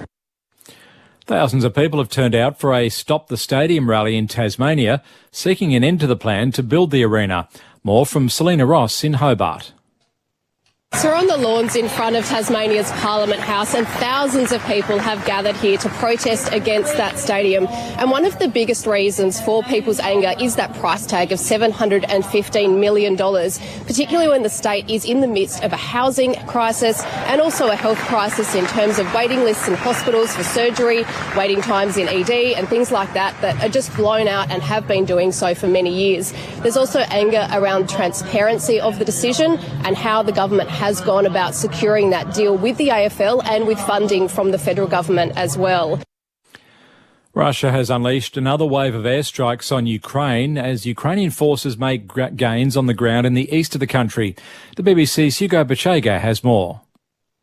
We had an update from the army. They said Russia had launched 21 Iranian-made drones that Russia has been using to attack Ukrainian cities, and that 17 of them were intercepted by the country's military. A key target here was the western city of Khmelnytsk. In that region, 11 people were injured. It seems the critical infrastructure was hit. The authorities here in Kyiv say that all drones that were launched towards the city were intercepted and that no targets here in Kyiv were hit. A woman who allegedly threatened police with a small axe when they tried to pull her from a crashed car in Adelaide has been charged with assault. Police were called to Goodwood late last night after her station wagon crashed and rolled onto its side. They will allege the 33-year-old woman brandished a hatchet at her rescuers before she was pulled from the wreck and taken to hospital for a mental health assessment. She's been charged with driving offences, carrying an offensive weapon and assaulting an emergency services worker. Moving to sport, and North Queensland has won back-to-back NRL games, beating the desperate St George Illawarra Dragons 42-22 in Townsville. The Cowboys were helped on their way by scoring 3 quick tries when Dragons halfback Jayden Sullivan was in the sin bin in the first half. The Dragons' losing streak now sits at 6 matches as the pressure continues to build on embattled coach Anthony Griffin. Earlier, South Sydney outplayed the West Tigers 20 points to 0 to go to the top of the table. Your fortune awaits. Please sit down. You desire connection to your community, to be abreast of events and up to date at all times. In your future, I see the ABC Listen app. I see you up to date with current affairs, politics, and the latest conversations on your local ABC radio station. Your reading is complete. Put that filthy money away. The ABC Listen app is as free as a bird. Now go and download the ABC Listen app. Grandstand AFL. Now streaming every match on the ABC Listen app. Look for the AFL button. He's a good kick. Come on. Come on, Zorks. One of the best kicks, if not the best right foot kick in the team. 45-degree angle, 30 out. Come on, man. Also, with one of the quickest recoveries from a hamstring injury. And again, he sprays his kick to the left. You're sacked, Daka. Seriously. Oh, I've got to go down there. It's goal kick. Kick to the pocket. It bounces for Langford. He's hard on the boundary. 40 out. Doesn't kick for goal. Centering ball. Stringer protects the drop, and his body was too big for Kitty Coleman. 13 goals so far this season. Executes the snap punt with a plum, and the Bombers get their second. McDonald tipping Woody, taps it to his own advantage and gathers. Ham passes, he's got a runner. Kick goes inside 50. Off the pack, rode by Langford. Langford puts Essendon in front with a snap from 40 metres out. Starcevich drops the mark, under pressure and gets tackled, holding the ball. And didn't give the ball back, I don't think, so Menzies going to get a 50-metre penalty.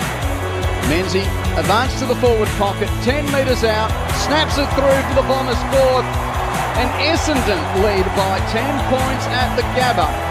The 2023 AFL season. On radio, ABC Sport Digital. and now streaming on the ABC Listen app. Interesting narrative developing at the Gabba in Brisbane. Pleasure to have your company on the national broadcaster. We are ABC Sport. This is Grandstand AFL. My name is Quentin Hull, and it's Essendon leading Brisbane by 10 points at half-time in this round 9 fixture. The Bombers 4 goals, 5-29 to the Lions 2 goals, 7-19.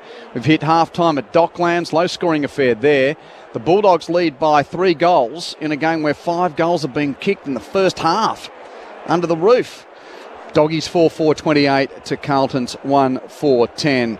These 4 teams trying to join Fremantle, Port and Melbourne as winners on this Saturday of round 9. Still a bit of Oz kick going on in perfect conditions here in Brisbane. Great shout out to you if you've joined us on the ABC Listen app, or if you haven't, check it out. You can download it from the App Store, and the 2 buttons that we've got for you, red and blue, AFL and the AFL Extra. So if there are games overlapping, toggle between the 2. You'll be able to find your choice. Like I did today, a couple of times driving around. I had a bit of Sydney and Freo for a bit, and then I had a bit of Port and North for a bit, and I sort of ended up settling on Sydney and Freo, I think, because that was the bigger story, wasn't it, with Freo winning by 17 points. But the ABC Listen app, look for those AFL red and blue buttons all throughout the season, every game here on ABC Sport. Well, the Auskick kids are leaving, the lines are emerging, so Lauren Borden, my co-commentator, that's your cue to run through the stats with our experts Matt Primus and Jason Ackermanis. Well, Matt and Nacker, I really at the moment just want to look at that midfield battle and particularly the two rucks we've seen and we've seen throughout the season, Draper and Phillips going in tandem there, and then you've got McInerney just getting a little bit of support from Danaher there. So at the moment, the hit-outs are being won by Essendon. It's 22-15 advantage to the Bombers. They're also winning the clearances as well. How are you seeing it play out in the middle there? Is there anything that Brisbane can change up? Not really. I don't think I think they just need to try and get some centre bounce dominance. That's when they're up here at their best. They dominate centre bounce, not just winner. They dominate centre bounce, and then they get their forwards to have an opportunity 1-on-1. But they haven't been able to do that. And as we said, that has been a strength of Essendon this year. Draper's been really good in them. Phillips starts forward, and then after that, Phillips comes and takes you around the ground stoppages, and Draper pushes forward here. But I'd like to see the bigger midfielders of Brisbane try and put their bodies inside them and see if they can win some centre bounce dominance there. Because if they don't, the longer this game goes in the balance, or Essendon keep their noses in front, you give a team away when they're on the road, you quieten down the ground, the crowd get a bit itchy and restless. You give them an opportunity to stay in the game longer, they'll take it. The interesting thing is, and getting away a bit from the midfield stuff, Lauren, is against Collingwood they were equal at half-time, the Bombers. Port, they were a couple of goals up, but they actually got overrun, and it's an intense style of footy the way they play it. So can they continue to play numbers up the ground and then run back and try and kick a goal and keeping their efficiency up, or will Brisbane eventually overload them with the amount of inside 50s they have? It's just a connection for Brisbane inside forward 50. They get that a bit better. I'd like to see Rayner go maybe full forward just because he's looking good overhead, and just to give the opposition something else to look at, because they are so good going inside forward 50 at the moment. They've been great all night. The midfield battle's been good. They've all got stars across both sides who are getting lots of the footy. There's no heavy tags. Unlike last year, I think Caldwell did a great job on Lachie Neale, who still had 14 touches. You know, they just need to kick and be a little bit more accurate, Brisbane. I've no doubt they can kick, 8, 9, 10 goals and a half. But you're right, Essendon, this is away from home. They want to beat a big team like Brisbane, but they have been getting overrun, and that's going to be weighing on their mind coming the last quarter. Brisbane, big third quarter coming up, Lauren. And the Lions, like you mentioned, maybe their entry inside 50 hasn't been at its optimal point that it could be, but how have you seen the Bombers' defence holding up when that's something that we all wanted to keep a look at? Oh, it's just been good. Yeah, they've been super. They're undersized down back, but they've found a way, and it's because they've put a lot of pressure between the arcs. As I said, they've got numbers between the arcs. They're forcing Brisbane to go wide, and then therefore their entries inside 50 are wide. And when they're able to do that, and when there's pressure on the ball, all AFL defenders can handle whether you're tall or small. And the talls of Essendon's backs, they've been really good in the air, and their smalls, they've survived really well because Brisbane have got 2 or 3 of the best small forwards in the competition. But McGrath and his other teammates down there have been absolutely outstanding defending a lot of ball. Well, we're about to start a second half. You see Rayner's gone in the midfield, so I don't mind that. Midfield forward, kick some goals, clunk some marks. I mean, that's quality midfield on both teams, so let's see who can get on top early here. 10 points the difference, and competition probably just hanging on this quarter to see, well, is it really going to be the story of the night? If Essendon win, it certainly will be. As I mentioned, there haven't been too many home and away losses for Brisbane at the Gabba of recent times, but Brisbane was inflicted one of them by Essendon, albeit in interesting circumstances when the Lions had COVID go through them late last year. Yeah, they got it early, the boys. 20-odd seconds to go, Jace. Yeah, so they're just waiting and waiting. They're very good with the time, aren't they, the AFL? They're always on time. I don't know what happened in this game up here because they were 3 minutes behind, but anyway. So you've contradicted yourself in the one sentence, Jason. Well, yeah, that's right. Well, they're very on time except for that game. I'm always there when you call. It's always on time. Makes total sense to me. Ja Rule, great song. It's about 20 years old now. It is a good song, though. Yeah. Okay. Third term. Let's do it. Beautiful conditions. Can the Bombers keep this pressure up against one of the premiership hot pots? Centre bounce. McInerney wins the first hand for Brisbane Road by Ashcroft. Hand passes to Dunkley. Clearance for the Lions. Albeit a high one and a hope at a half forward. Goes beyond the pack. Who's first to meet it? It's McCarthy of Brisbane 50 out. Chips to the pocket. Out on the foot. Almost kicked it down Kev's race. That kick's got to go top of the goal square. I know it would have hooked around his body, but that's got to be the more direct. Put their Essendon defenders under the pump. Oh, yeah, that's the race of the groundsman. Kevin Mitchell Jr. has been retired for a while, but it's still always Kev's race. So he should. Free kick to Baldwin in the left back pocket for Essendon. Long inbound. Draper tries to fly, didn't really get to the drop. Off hands. Rayner roves 60 out at half forward. Breaks a tackle of Caldwell. Reefs are high, hope at a full forward. Danaher a hand couldn't mark. Gunston at ground level, hassled off it by Heppel. Ball on the deck, picked up by Zirk Thatcher of Essendon. His hand pass, gathered by Caldwell and kicked clear. So it only goes as far, though, as Payne. Payne will send Brisbane back inside 50. It was a good kick. He saw Danaher coming from a mile away. And Danaher starts this third term the way he started the first. Comes in and will have a set shot at goal as he goes for his third. Well, all he had to do was put his hands up. Who was that down there? Phillips?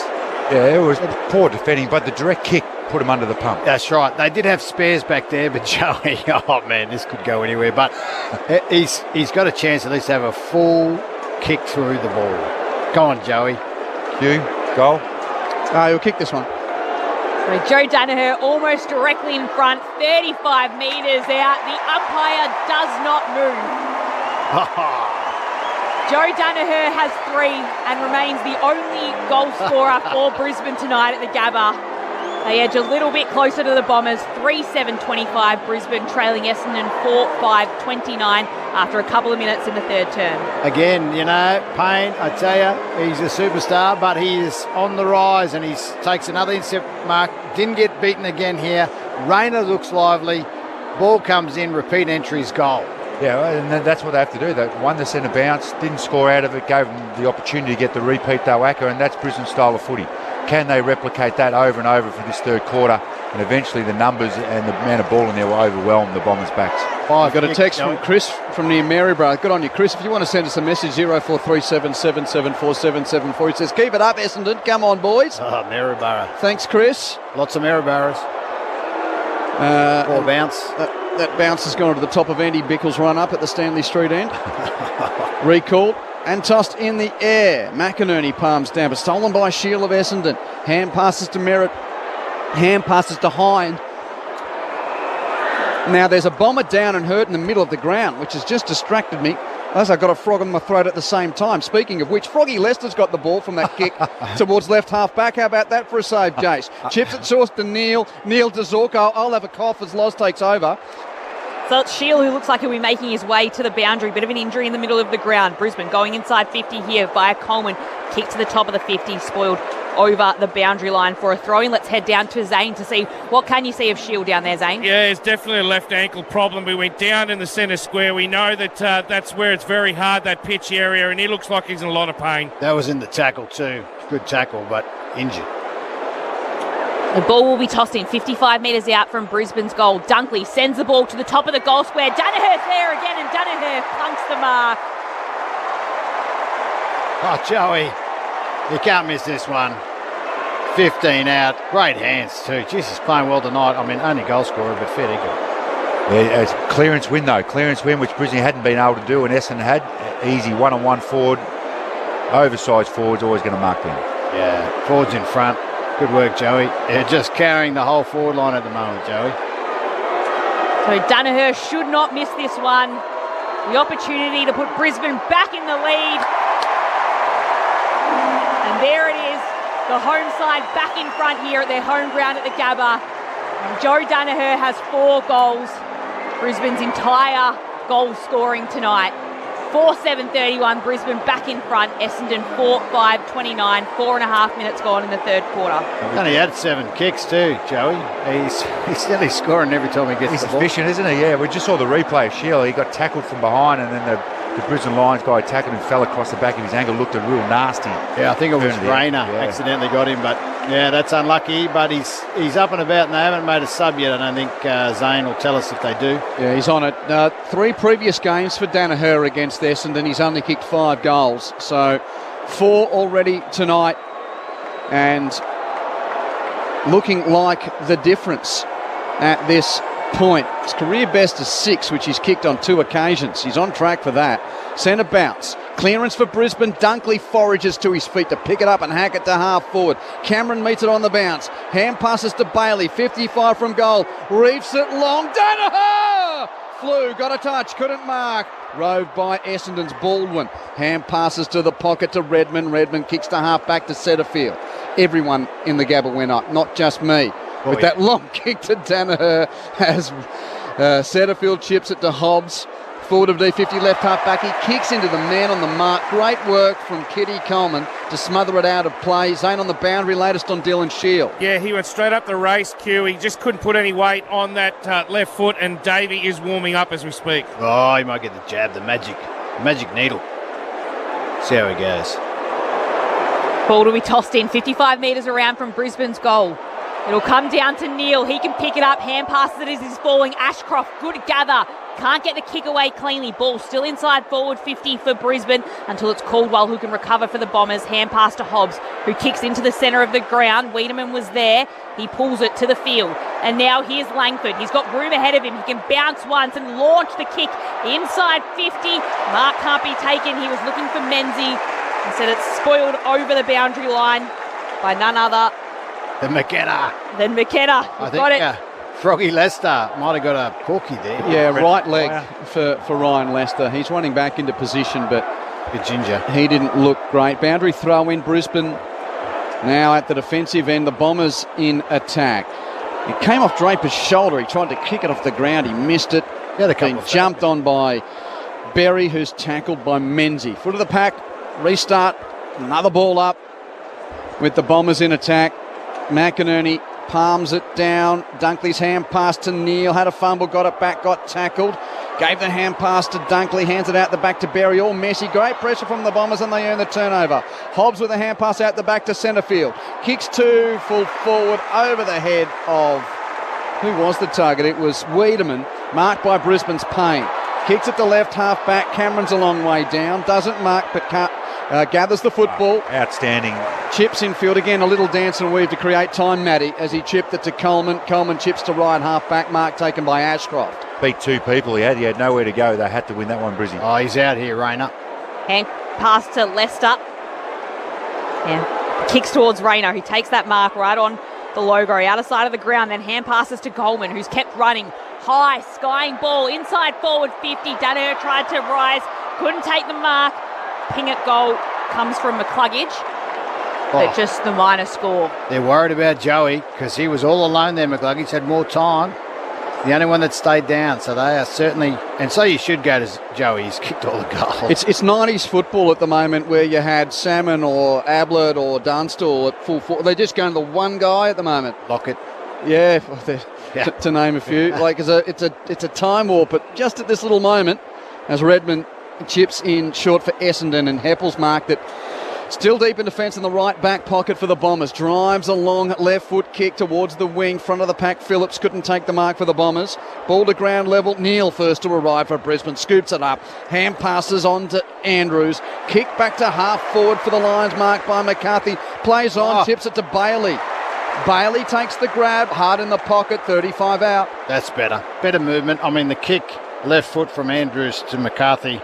And then just moved it quick. I think he would have said something to half-time, Fagan, and that is a much better entry. Albeit, as you said, mate, Matty, it's over on the boundary. Not the easiest shot, but Zach Bailey coming off 4 goals last week. And 9 inside 50s to 1 in this quarter so far for Brisbane. Dominated. Zach Bailey with the tough angle. Drop punt, left forward pocket. Excellent finish. Becomes the first Brisbane goal kicker outside of Joe Danaher. 9 minutes into the third term, and Brisbane's lead is 9 points. They've kicked 3-1 to blocked to start the third term. 5 goals, 8:38. Plays 4-5-29. When I used to coach, Matty, I'd always say when you kicked a lot of points, I'd say, boys, don't worry, because it always evens out. If you ever look at the stats, it's like 50% shots on goal, 50 goals, 50 points. So that's the way it always is. And look at that. What's that? Three shots in a row, all through. Yeah, you've got to take the scoreboard out of your teams. Can let it get to them, and then they get worse and worse, and they rush their shots, or you just go, eventually we'll get our go. And they're getting their go by dominating centre bounce, and their +7 contested possession would have been equal for the first half here. So they're playing their style of footy here, and as you say, now they're getting their rewards for shots on goal. Wow, the crowd got into that song. What is that song actually called, the one they got? Would you be my girl? Surely. Yeah, I think that's the name of it. Yeah, sounds like it. No endorsements for the songs after the goals on this broadcast. That's better than the other boys. Fair dinkum. We're back in the middle. It's the Bombers now with the footy. Hand pass from Merritt to McGrath. He kicks to the half-forward line for the Bombers. Menzies was there. Did battle with Wilmot, and it was Wilmot the one out. He kicks inboards towards Zorko, and Zorko will take the mark. Still at half-back for the Brisbane Lions. Here he is It's again. just the edge of the centre square to McKenna. McKenna, he'll go long here. He loves a long kick. Goes for a run, then launches. It'll go nearly inside 50. Redmond tracked back to take a nice mark. Link McCarthy was coming, but Redmond held his ground and took the mark. Then he chips backwards into defensive 50 towards McGrath. This Redmond's having a good year. Yeah, he's a good player, isn't he? McGrath kicks it to the wing and space for Perkins to take an uncontested mark. Just defensive side of the wing for Essendon. Got to try and stop these uncontested marks, Brisbane, make them kick long. And they are. They're really stopping the short kicks now. Perkins does kick long to half forward in a pack. Andrews almost took the mark, getting to the front for Brisbane. Rove by Sharp, hand pass to Ashcroft, hands it back to Andrews, hands it back to Sharp on the wing. Kicks it to Gunston. Gunston marks between wing and half forward. He's got Hipwood one out, tracking back Redmond, beautifully read. Yeah. Left his man, got in front of the leading forward to take the mark, Matt. That is fantastic play from Mason Redmond. Yeah, just defending the ball, not his man. He does it really well. Chips it to the corridor for Perkins. Dangerous kick across the face of goal to half back. It comes off as Baldwin marks. His kick is a turnover to the wing. Stolen by Coleman of Brisbane. Kicks it to Bailey. Bailey marks, hands it to Danaher. 60 out, chips it inside 50. And McCluggage takes the grab 40 from goal.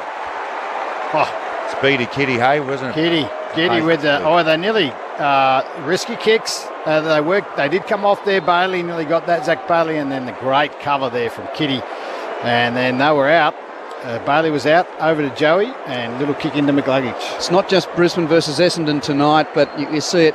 How long can the teams that are building hold against the teams that have been in finals regularly? Yeah. When the preferred mob get going, and they are getting going, but McCluggage has missed again. His set shot goal kicking not as it should be. It's a point. 5-9-39 is a 10-point lead over 4-5-29. Zane? I tell you, Dylan Shield has emerged like he's a new man. I suggest he might have got a jab. He's back out there. Well done, Acker. What's the lotto numbers for later on, Acker? I don't know, but it'll have 24 in it. So ball back inside 50 for Brisbane. Zorko hand pass towards Neil. Pinged it at the sticks. It was wide. And it was a good defensive effort from Zirk Thatcher. Free kick against Charlie Cameron. Don't know about that. Yeah. He was the one getting manhandled. Cameron doesn't know about it either. Puts his hands up towards the umpire. But Zirk Thatcher will have the free. He's got a jumper on now. He has his chain jumper at half time. He kicks outside 50. Coming in to take the mark is Durham for the Bombers. He'll switch here. Instead, he kicks it straight into Zorko on the mark. Brisbane inside 50. Hipwood's got the footy. He's tackled. Hand passes to Zorko. Ball in dispute. Players trying to gather it and dive on top of it. It's punched away by Zorko. Straight into the hands of Neil. Neil will hand pass towards Hipwood on the left boot. Kicks across the face of goal. No mark can be taken. Pushing it back. Yeah, free kick. You can see that from here, Big Joey. Probably not the right bloke to handball if you're Lockie Neal, to a left footer running the wrong way. So Baldwin with the free kick for Essendon in the right back pocket. And he decides to run around the boundary line and drive a long ball beyond right half back, presenting, almost taking the mark. Wiedemann couldn't control it, but the bounce favours McDonald, tipping Woody at the Rove. Hands it to Setterfield. Defensive side of the wing for Essendon. Back. High kick towards half forward was a hoper. Leicester gets to the drop and takes an uncontested mark for Brisbane. Chips infield to Andrews. Andrews marks and now kicks the corridor. Doesn't hit his kick well. McDonald tipping Woody, almost intercepted. The target was Dunkley. Dunkley ended up roving the crumb. Hand pass though not great. Back to half forward for the Bombers as Langford plays tackler on Leicester, but Leicester gets a hand pass to Andrews. Andrews chips it short to Coleman. Coleman marks and we set things up with Brisbane at D50 left half back. The Lions leading by 10 points. Again, they try and transfer it out this side. They're out again though if he goes long. So Coleman switched across to Leicester. Broadcast side of the ground. He kicks it right in front of our position. McCluggage takes the mark, then chips further forward towards Cameron. Hand passes to a running McCluggage. McCluggage can go deep inside 50 if he wants to now. He does. He kicks to the goal square. Going up for the mark. It was big back at McInerney. It was. Had two options. He had Joey coming at him, and then he saw the big O standing there. He had position. Good kick, though, to his advantage. Good mark, though. Yeah, he pushed hard down there and made Phillips chase him, but as you said, Aki, he had a good body position. The kick rewarded him. This could go anywhere, mind you, the big O. Not renowned for his absolute certainties. This is not that difficult compared to the other ones they missed down this end, but anyway, let's see if he can get it through. Surely from 10 metres out, McInerney can convert. In fact, he'll kick it into the third tier here at the Gabba. And Brisbane really start to put their mark on this game in the third quarter. They now lead by 16 points, 6-9-45, Essendon 4-5-29, 16 minutes played. Meanwhile, the second half is underway at Docklands. The Blues have finally got a second goal. It's Western Bulldogs 6-6-42, leading Carlton 2-5-17. Matt Primus and Jason Ackermanis, your experts on Grandstand AFL. Well, Brizzy's style of footy, I think they're plus 10 in contested possession. They're 14-2 inside 50s, and they're actually playing a lot more direct and getting the ball in there faster, which is putting the Essendon Bombers any defence under the pump when you move it as quick as they are. And they're stopping those short kicks. Yeah, exactly right. They're playing quick. They're moving the ball really well. 65 disposals to 33. Yeah. 14 inside 50s to 2. 25 marks to 10. 4 goals, 2-0 in this third term. Those are third quarter isolated stats. Lions putting the hammer down. Centre bounce though. Clean possession for Draper, who's tackled by Danaher. I had 50, no. Holding the ball. Free kick to Joe, who dragged down the big Don Draper. Danaher goes short. The pass is marked by McKenna. Still a kick and a half from goal. Connor McKenna drives his new mob into attack against his old mob. Through the hands of Hipwood, top of the goal square, almost fell on his nose. Roving by the Bombers. Martin's hand pass around the boundary line didn't create. It's out of play. I think Eric was trying to get to the drop and it got to him. Yeah, he didn't realise he actually had time to grab that. But see, Joey just faked to go out with him. Draper said, stuff you, I'll take it. Took him on, got caught. Good work, Joey. Boundary throw in left forward pocket for Brisbane. It's been all the Lions so far really asserting their dominance on this contest as the ball's tossed in. Players going for it to try and grab it. Caldwell got a hand to it. Then Sharp comes in, kicks it into his teammate. It'll be a kick, though, coming here from Rayner. He goes towards goals, but it's out of bounds on the full. So, again, in that left-back pocket, we've seen the Bombers get plenty of free kicks and out of bounds coming from that area. Pressure's been good for the Bombers. And they'll have another one here through Hind. He'd be the quickest guy, one of the quickest guys in the comp, surely, Hind. In the left-back pocket, it's a long kick to half-back from Hind. Target is Wiedemann, spoiled by Andrews. Roving Starcevich for Brisbane, kicks inside 50, and Hipwood shows great attack on the football to take a chest mark. He drops the other one down there, Q. And then he takes that one. That was a ripper. They really got into him after that round 3 loss to the Bulldogs, Matty Primus. Yep. But I haven't seen Eric Hipwood attack the ball better across his career. Mind you, he's always been a spindly guy. He's 130 games into his career now. If he's about to blossom, this is the time for the key forwards, isn't it? And a couple of years off his knee too, back into playing there. And you're right, the last month he has attacked the ball, not in high possession, but he's attacked the ball really strong in the air and on the ground. Got to finish though. Hipwood from 45 out, slight angle to the right. Left foot strike. That's a confident kick from a man of confidence right now, Eric Hipwood. And Brisbane has kicked 5-2 to zip in this third quarter explosion to lead by 22 points at 7-9-51 to 4-5-29. Talk about just inside, get it back in. That's a bit of luck's of fortune, but it does turn, Matty Promise. If you keep playing that, you're right, Aki. If you keep getting those repeat inside 50s, eventually you wear down a back 6 or 7 of Essendon because it just keeps coming back and eventually someone loses concentration or their tools, because it's not their smalls tonight, it's their tools who are taking advantage of it. Yep. But the thing is, contested possession was equal at half-time. It's now plus 11 to Brizzy in that quarter, and that is their style of footy, and hence the inside 50s are going through the roof. Dominant. Well, what are they up to now? It's 16-2 in this quarter. 71 disposals to 35 in this term. Can the Lions go again? Draper gets the tap out. Won't be to his side's advantage because it'll be a free kick to the Lions. Lockie Neal will hold it just behind the 2 centre circles. Chips forward to Zorko. He'll launch inside 50, hoping for a mark just outside of goals. One can't be taken. Hipwood had the footy. And then players will go and tackle Hipwood. What about big Oscar was down there? He was in the ruck, just sprinted down and nearly got that mark. He's sniffing a goal. Loves a goal. So it'll be Draper and Hipwood this time in the ruck contest. Players surround the footy. And we'll have another ball up right in the exact same position. It's 22 points. Brisbane leading by a game-high tally here as Draper tries to palm it out. Picked up, though, by Ashcroft, who's taken to the turf by Merritt. We'll have another ball up 25 metres out from Brisbane's goal, kicking towards the city end of the Gabba after 21 minutes. Draper clean possession. Kick smothered as he hacked it into the congestion of men. So he kicks it off the ground into the congestion of men. No way through from Merritt. Farmed out the back. Hind is wrapped up in a tackle near like a limpet on the hull of a boat. And usually barnacles, but I've sort of mixed my phrases there, but you get it. I've gone for two there. A limpet's grip. The boat. It was the boat, yeah. It was a good tackle. Rain, a clear possession off the restart. Hacks it to the goal mouth. Cameron doesn't mark, robes his own crumb, has a snap and misses everything. Across the face, out of bounds on the full.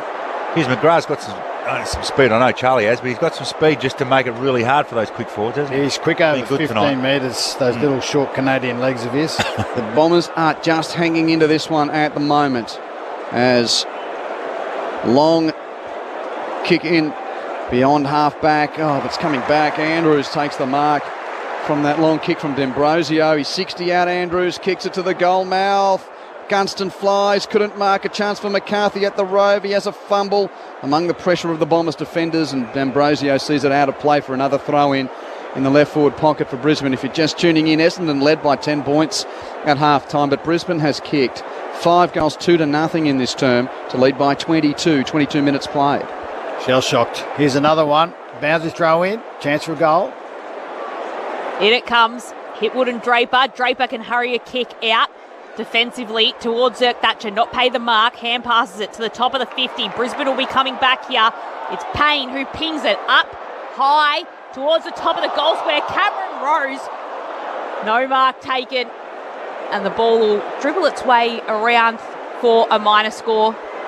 So margin now becomes 23 points as Redmond brings it in for the Bombers. 22 minutes played in the third term. Long ball to Hobbs, who's got a couple against him. Third man to arrive was a good punch from Durham. He tapped it to McDonald, Tipping Woody. Hands it back to Durham, had a bounce, just came back to him, put himself under pressure, gave it back to Tipper, gathers it, hand pass though stolen by the presser of Starcevic, who wins his own crumb. Kicks Brisbane from the wing to half forward, met by Redmond though of the Bombers, who gallops away. Kicks it back to the wing. Durham marks with no intent to move it quickly. He chips it back to Redmond, who marks just forward of the wing. Essendon yet to score in this term. Kick to half forward, not a great kick. Half volley for Merritt. Coleman pushes him off it. Picked up by Neil of Brisbane. Hand pass to Starcevic. Runs the boundary line. Keeps it in. Toes it around the paint. Gunston gathers athletically on the bounce. Hands it to Sharp. Sharp kicks it around the boundary line. Got dumped for his measure by Hind. It's gone out of play as the two 30s were at the end of it. Zirk Thatcher and Hipwood neither could gather. And we'll see a boundary throw in. I reckon they need to make a change here. Gunston probably could go off and put Answorth on. I just think he's just looking a little bit slow, a little bit old tonight. He's had 4 touches, lowest of the list for Brisbane, Jace. Yeah, he hasn't been anywhere. Ball tossed in, half forward for Brisbane. Good tackle coming from Perkins on Coleman, which means we'll have a ball up between wing and half forward for the Lions. Meanwhile, Dogs by 21 over the Blues, halfway through the third term at Docklands. Quick ball up, McInerney palms it down, only into the path of Merritt, who sends a high ball up. To no one in particular. Free kick will be coming here to Wilmot, who's infringed upon by Stringer, rather. He's pushed him straight in the back.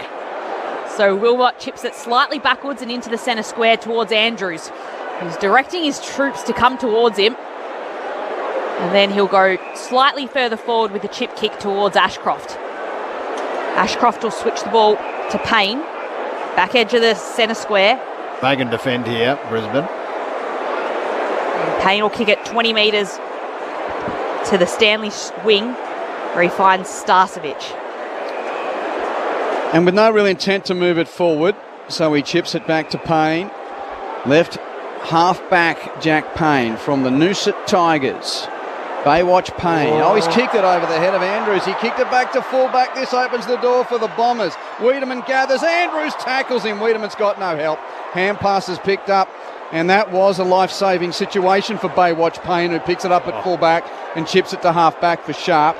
Well, in a footballing sense it was, Jace. Under no pressure either. Sharp from right half-back, kicks a long ball to the wing. Gunst takes the mark, getting Hind out of the way. On cue. You were having a great night, Jace. Mate, I am Nostradamus tonight. Can you tell me to have a car crash and to go bankrupt or whatever? I'll end up driving a Mercedes and winning the lottery. Here goes Gunston, kicking to full forward. Long kick, Hipwood couldn't mark. Rode by Heppel of the Dons. Essendon just staying in this one. Heppel with a hand pass to Hind from left half back, kicks to the wing. Marked by Perkins. It's the Lions by 25 points late in the third term. Bombers just with a few minutes left in this third term to try and get a score on the board. Stringer's in no hurry though. Holding on to the footy, it's centre wing. He'll chip it along the boundary line, looks for Hobbs, who finds himself in some space, and Hobbs will play on quickly here. He'll go for a bit of a run before centering the ball inside 50. But the mark will be taken there by Martin. And he spots up a teammate in Langford, and it's in safe hands when it's in Langford's hands. He comes in for his second goal of the night. And the Bombers finally score in this third term. It's Essendon 5-5-35, Brisbane 7-10-52. Not long left in the third quarter. Couple minutes left, but yeah, just Brisbane just getting a little bit sloppy there. They could have done a whole lot easier down to Zano. Yeah, I can tell you what, there's a bit of relief from Bomber supporters. They've been very frustrated this term. Langford gets a goal. Maybe it just keeps them in it as we go into the final quarter. Well, that's the thing, Matt Primus. It does keep them in it. There's only a bit over 3 goals the diff. And Brisbane, as dominant as they've been, they haven't killed off the game yet. No, they haven't. In this term. No, not this term. Yeah, it's just hard to see how Essendon they're going to have to kick another 5 goals, 6 goals to win this game, or they're going to conjure up those extra goals there. But you keep giving the team a sniff, and I just go back to that game in Adelaide last week where Port again had all, and Brisbane. Well, Phillips had a kick to try and tie things late in the game there. So and they've got a history of this of recent times. Centre clearance for the Bombers here. Shields hand pass though, stolen by Berry of Brisbane. He's tackled, got rid of it though, picked up by the Lions and hacked forward by Dunkley. Bounces, though, into the hands of Redmond at half-back for the Bombers. What a game he's had. Hands it to Heppel. Heppel to Durham. Durham's hand pass puts pressure on Baldwin. Couldn't pick it up. He lost it. And Rayner comes away with it for Brisbane. Hands it to Ashcroft. Hands to Neal. All at right half forward. Hands to Bailey on the boundary. Spearing kick to the corridor to Eric. Hipwood meets it with his chest and takes the mark.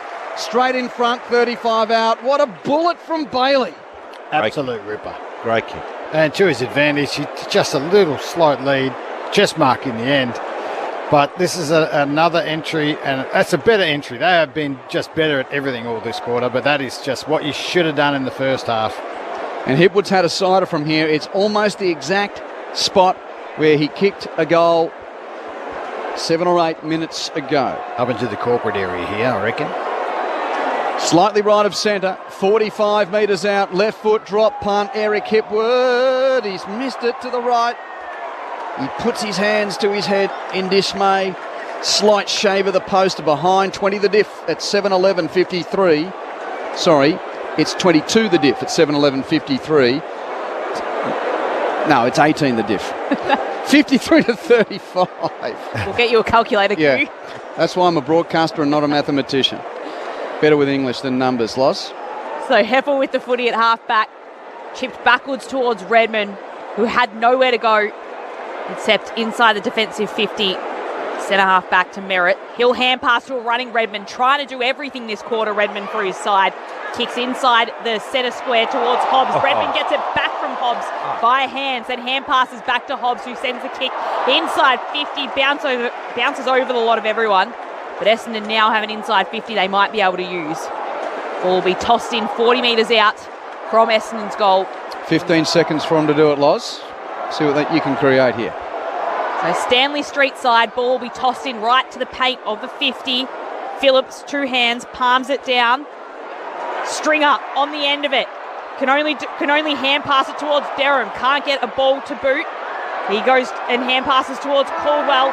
Was able to hand pass towards Weenham and on the siren, kicks it through, but only for a minor score. So it'll be the Bombers move to 5-5-35, Brisbane 7-11-53. Well, they've moved to 5-6-36 rather, so 17 points the margin at the three-quarter time break. For Brisbane, it's 4 goals to Joe Danaher, and then singles to Eric Hipwood, Zach Bailey and Oscar McInerney. Well, for the Bombers, it's Kyle Langford with 2, including the Bombers' only goal that term, Archie Perkins with 1, Jake Stringer with 1, and Jai Menzies with 1 as well. A very dominant term, though, coming from Brisbane. Thank you, Lauren Borden. Yes, that term finishing up at 5 goals 4 to 1 goal 1. To transform a 10-point halftime lead for Essendon into a 17-point lead for Brisbane at the final change, 7-11-53 to 5-6-36. Game at Docklands has got about 5 minutes left in the third term. Bulldogs leading it by 2 goals, 6-8-44 to Carlton's 4-8-32. A reminder call available on the ABC Listen app. Look for the red and blue AFL button. That all after earlier today. It was the Dockers by 17 at the SCG, beating the Swans. Port over North by 70 points in Hobart. And the D's over the Hawks by 54 points at the MCG. Quick around the grounds before our other three-quarter time commitments. In the NRL, almost at full time at Canberra Stadium. And the Raiders lead the Eels 26 points to 18. Ricky's Raiders with a bit of a resurgence. And last year's grand finalists, the Eels, are in a bit of a hole. 26 to 18. Raiders over the Eels, full-time night there. That's after Souths and North Queensland won earlier today. And in the Super Rugby, the Tars have beaten the Rebels in the Australian Derby by 38 points to 20. That was after the Hurricanes and Crusaders had victories earlier today. Less than 3 goals in it here, 17 points to be precise. It's Brisbane in front. We're at three-quarter time. Don't go anywhere. Final term action coming up shortly on ABC Sports Grandstand AFL. Hello, I'm Patrick Stack, and if you like great stories and you enjoy sport, then I reckon you need ABC Sport Daily in your life. Oh, man, imagine 60,000 people when you go to your place of work, roundly jeer you. A judge is not judging you based off of how cute you are or how much excitement you get from the crowd. I can't even imagine being at 5 and being at 49 kilos for a very, very long time. It's your daily sports conversation, and it's called ABC Sport Daily. Find us on the ABC Listen app. Grandstand AFL.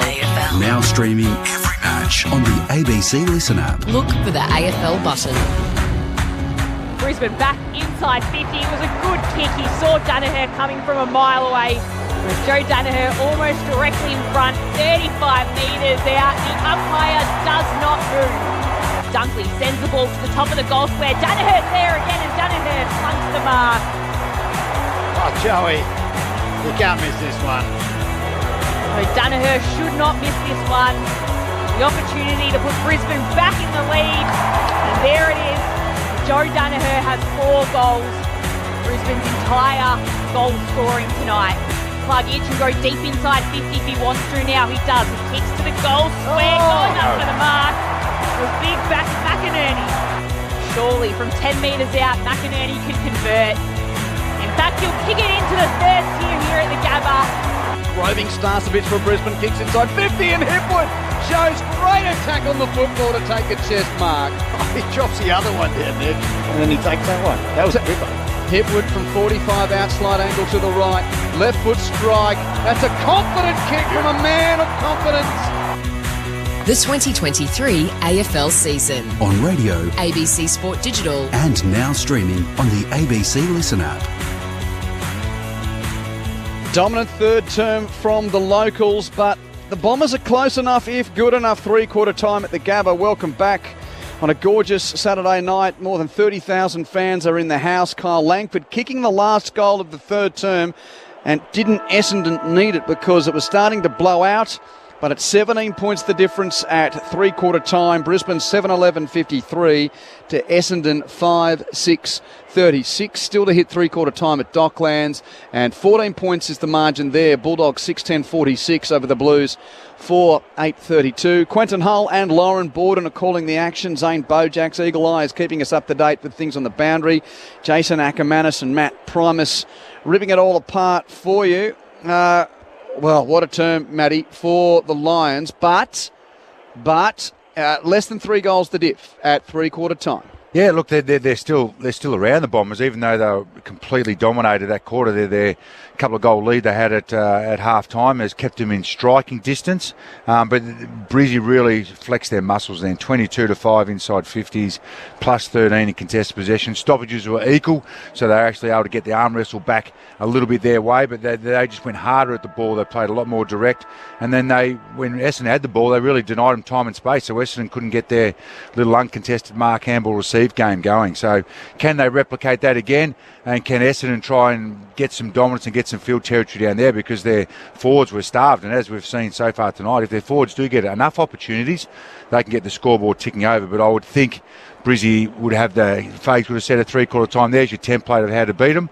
Let's just replicate that for another 30 minutes. 22 inside 50s to 5 in that quarter alone for Brisbane. Overall, it's 54-28. And that's their Achilles heel, Q. All year they've been really smacked in the inside 50 count. And it's hard to win a game when you're that far behind and your forwards don't get enough opportunity. Neil was 23, Ashcroft 21, Dunkley 21. Redmond with 26 for Essendon, Hobbs and Merritt 19. Sorry, Jace. Oh, I was just going to say, and that's the thing about them. They have been constantly beaten in second halves. They've been in games, but this will be another big test. So I expect Brisbane to run over them. Brisbane with one more quarter to play as they aim for 6 straight wins. What a bounce. The umpire with a perfect bounce. Gets play underway. Caldwell with the clearance can hand pass to Shield, who hand passes across to Stringer. Hand pass inside 50 to Perkins. Nearly slips over. Can kick towards the goal square. And it's touched over the line. So Perkins' kick touched over the line just for one behind to start this fourth term. 16 points now the margin, with Essendon trailing Brisbane after 30 seconds. Well, I think it was touchdown field. So what are they calling the review for? This touch here. See as he's kicked the ball in the replay, you can see on the screen, I think it was O'Connor. So basically there is no trust in the on-field call anymore. They have to go and have a look to make sure. Good work, McKenna. The ball almost shook the post at Bellerive Oval today, and they went to a review. Oh, you're joking. Yeah. That's overkill. Overkill. If it bleeds, we can kill it? Yeah, we can kill that system. Well, or if you bring back the rules where you just play on until it goes through, it doesn't matter. Like soccer. No, well, it ricocheted and went through on that occasion. Yeah, see that rule, then you won't have to worry about review. McKenna for Brisbane runs beyond the goal mouth and kicks long, but it's marked by Essendon's Heppel. Still forward of the wing for the Bombers. So the long inbound from McKenna, and he found his former skipper. And Heppel will send Essendon back into attack with a long left foot kick to full forward. Draper got a hand, spoiled away at the last moment by Payne. Roving for Brisbane is Coleman. Hand pass out the back to Andrews from the pocket. Clearing kick to half back. Sits on the head of Neil. He controls it without marking it. Hand passes to Zorko. Off a step, high kick to the wing. Back to Heppel. The two former skippers exchanging passes there. Heppel's got it for the Bombers. Chips it back to Zirk Thatcher, who will kick to the middle of the ground. Merritt took a moment, dropped it, regathers. His hand pass now picked up by Hind on the edge of the centre square. No, Pryor. Tackled by Bailey. Ump says Pryor. No, he took him on. He took that step. I think he faked, 50. Now a 50-metre penalty given away by Nick Hind. And even though you might think him stiff, that is a reprehensible error in the context of the game. Certainly is, but again, swings and roundabouts. And Zach Bailey is marched into scoring range. Remember they got that 50 Essendon early in the game. That was just as, soft, but it's there. Bailey's already got one tonight. And with the advantage of the half 100, he's now only 35 metres out. Kicking to the school end. Big bunch of Essendon flags behind the goals. And Bailey boots it over the top of them. Through the major opening. And Brisbane back out by 22 points at 8 goals 11, 59 to 5-7, 37. Made him pay. Unlucky there from Hind. He went the fake inside and then he ran straight into a red-hot Bailey who was waiting for him. Got the free for holding the ball, as we hear that song again, and then got the 50 metres. I don't think he gave it back in time. There was something going on in there. But anyway, 50 metres and good goal, Matty Promise. I think he gave a gob for. Did he? I think so. Dissent. Brisbane fans won't care, but that said, that's what you don't need if you're Brad Scott. How filthy do you think Brad Scott is after Hine gave that away? Oh, well, he's always filthy, Brad. He's always angry, so I presume it'd be steam coming out of his ears. He wouldn't release the footy. It's almost, seriously, AFL's coming like rugby at a breakdown. If you don't let go, you're penalised. Yeah. 22 points the margin. It's Brisbane that might go again here. Neil tried to get a kick away, couldn't get it away cleanly, but McInerney will have the free kick anyway, and he just kicks a 70-metre bomb inside 50. It's Bombers at the back, punched away by Zerk Thatcher. Cameron might have a chance here. He's happy to just run it over the boundary line and ensure that there'll be a throw in deep inside. Brisbane's attacking 50. How does the big O get a high? He gets such a good distance. That would have been 60 metres from the big fella. So he should with legs. Long levers. Yeah, don't know what happened to your kicking. Matty Promise, long legs. Short throwing. Another short. Umpire spins the ball in. Danaher's there at the drop. He spins and he snaps and it's home. It's 5 goals for Joe Danaher here against his old side, the Bombers. It's tough to come back now for the red and black mob here. 9-11-65. Brisbane, Essendon 5-7-37. Zane Bojak's on the boundary. Yeah, Owen Davies out there, guys, and Shield is a pretty full-on figure sitting back here at the back bench of the interchange. And, as another goal goes through, it's starting to get pretty tough now for the Bombers. Is that Shield coming off, Zach? Are they going to put him on the back of the bench? He doesn't look comfortable. Yeah, it'll be interesting.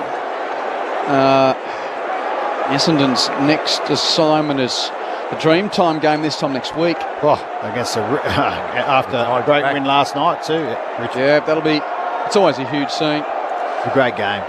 Game high lead for Brisbane, 28 points. Good bounce in the middle. Draper taps down for Caldwell, clearance Essendon. Hand pass to Setterfield, high kick to half forward. Wilmot wrestles his way to the front of the fresh man on Davey to take the mark for Brisbane. Big O's in trouble. Got a big knee in that ruck contest. And he's still down in the middle of the ground as Wilmot kicks it to the wing. Sharp takes the mark for Brisbane, kicks it out on the full at left half forward. Free kick to the Dons at right half back. He got caught underneath the bounce and Draper made him earn it, drive his knee straight into somewhere that I think's not feeling too good. In the cricket season, he's caught one in the box, has he, Matty? No, I think it's just in the bottom part of the rib. Oh, okay. Right. Bombers switch it across the back line. Baldwin at full back. Hand passes to Hind, he runs. Oh, he had a bounce to the wing and fell over his own feet and gets jumped on by Lockie Neal and tackled. That's unlucky. That is like a gag in a bad 80s comedy. And it's a free kick to Brisbane as Ashcroft kicks the half forward. Good mark, though, by Zerk Thatcher, tracking the flight. Takes the grab and chips it. It's had everything. That's like Commandant Lassard getting pranked in Police Academy. I used to love Police Academy. Frank Drebin, how good's Frank Drebin? Oh. That's flying high. You've got the wrong franchise, Acker. No, Police Squad. Oh, yeah, Police Academy is different. Oh, sorry, Police Squad. I got Yeah, sorry. Well, it's Redmond in the centre of the field, chips forward towards Caldwell, who hasn't got anything that he likes ahead of him. He's asking his players to come forward. No one can take the mark inside 50. Merritt can run onto it. He'll snap. He'll try and do what Danaher did to his side. Doesn't go far enough. Sharp's there for Brisbane. Tackled to the ground. In comes Leicester. Merritt tackles him to the turf. Free kick. And the umpire's found a free kick. While we're going on with that useless stuff, that's the naked gun. Oh, no, naked gun was Police Squad anyway. Yeah. That's where they came from. Yep. Zane? Yes, I've worked it out. It was D'Ambrosio that came off, guys, and he's on the back of the bench, and Shield's still getting treatment. He doesn't look comfortable with that ankle, though. Yeah, he looked a bit proppy when he came off. Another out of bounds on the full. Yeah, Sharp's clearing kick out of bounds on the full, so Caldwell's got the free kick for Essendon. 28 points is the margin here. Brisbane in front, 8 minutes final term. Caldwell kicks it to full forward. Payne flies to crunch the pack for Brisbane. Row by Davey. Quick snap on goal's a point. Never really looked like going through the major opening, but squeezes through for a minor. 9-11-65 plays 5-8-38. Meanwhile, it is a 8-point game at Docklands at three-quarter time. Dogs 6-10-48. Blues 5-8-38. Wilmot with kick-in duties, opts to play on. And then launch a ball outside to the outer wing, right in front of the Brisbane bench. Players punch it down. Menzies chasing after it for the Bombers. Can't gather. It allows Coleman an in for Brisbane. He kicks them into the centre of the ground. And here's McInerney, who's back, and he kicks towards his captain in Neil, who kicks the ball right to the goal square. Can Cameron get on the end of it? Keep it in. He had the burners on too, Charlie. Just need to be a better kick. He just put about 5 metres into McGrath. Tried to keep it in with his hand, but just fell out around that left behind post. Brisbane leading by 27 points. Boundary thrown in front of the patrons of the veranda in that pocket. Danaher too early over Draper, no free kick. McCarthy rose for Brisbane, tackled though by Perkins. Ball spills free. Dunkley's in there. He's tackled though by Caldwell, no clearance. Ball up once more. Like a greyhound, isn't he, Charlie? Well, they used to run them here, Jason. They did. I remember that track. Ball up, Draper. Palmsdown doesn't have a rover. Pinched by Rayner. No clearance though. He's tackled by Heppel. So it's tossed in the air once more. Danaher and Draper. Draper the hand down. Hind is tackled by Ashcroft. Just got rid of it. It's locked up in there. Ump's going to let him fight. No. How long ago they finished the dogs round here, Q? Oh, I think 93. It was 1998, wasn't it? No, I think it was 90. Earlier than that, was it, Jace? 93, I reckon. Okay. Well, Zane will know. Hold on. Here's Zorko from 50 metres out. Little banana and kick to the goal line, met by McGrath of the Bombers. He takes the mark. Hand passes to Zirk. Thatcher gives it to Heppel. Heppel's kick is almost a point for the opposition. Marked by Hind in the goal mouth. Do you remember that, Zano? Yeah, 93-94 season against South Africa when they played the one-dayers. That's when the Gabba was at its fullest because there was no more dog track. Also, I love your reference about Don Draper too, Q. They're going to need to be madmen Essendon if they're going to get a home here in this one. The Dons have worked it over the boundary line. Oh, so many great lines, Frank Durbin. Where are we at? Throw in at right half forward for Brisbane. You guys are giving Lauren the full, 3 sheets to the wind experience at the Gabba tonight. Lauren Borden with Greyhound track. Yeah. As the ball's tossed in outer side of the ground, and then it'll just trickle back over, so we'll have another throw in centre wing on the Stanley Street side. From a Greyhound track to the Olympic Cauldron. Yeah, in 10 years' time. And I tell you, there's a lot of stoppages tonight. Is it just me? There's been a lot of forward stoppages for Brizzy, no doubt about that. So ball's flicked in again. Neil trying to chase after it. He's not able to gather. He might be able to pickpocket it. He can hand pass it back to McKenna, who shoves it on his boot. High ball might be out of bounds on the full. It was Redmond who rose, and then he crashed into Berry. Redmond might be injured here. He fell heavily and could have hit that advertising hoarding as well. He's been their best player tonight by a mile. Fearless in the air, isn't he? He's getting up, which is good news. He wants another touch. And the wind knocked out of him. He's going to get a free kick. Crushed into Berry there, and he'll have the free kick there at left half back for the Bombers. Touch 28 coming up for Redmond. It's a kick across the face of goal to McGrath. Takes the mark forward to fullback. 27 the lead for Brisbane. 12 minutes played final term. McGrath plays on. Kicks it to a one-on-one on the wing. Hobbs nudges Sharp under the ball to take a good mark for Essendon. And Ben Hobbs has to kick it very short to centre field. Takes the grab, will set a field. This is what they've done well after half-time, Q. Really slowed them down, given them no more easy kicks and made them go long down the line. Set a field, infield on the 45 to Merritt, who takes the mark and then runs away from Danaher on the mark.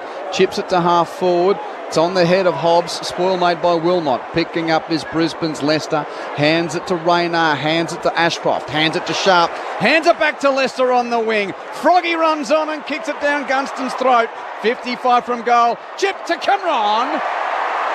And Charlie leads and marks in the left forward pocket. He was doubtful from 25 metres out directly in front in the first quarter, but everyone at the Gabba expects him to kick this banana from 40 metres out in the left forward pocket. You need the song for Lauren anyway. Yeah, she hasn't heard it yet. Charlie kicked a couple here. Cameron hasn't kicked a goal tonight. That one hasn't got the penetration. That's always the danger there. He keeps them low. Punch through for a point. We're still not going home on the country road tonight. He hasn't kicked one. It's 28 the diff. He will. He's a bit gassed from all the runs he did.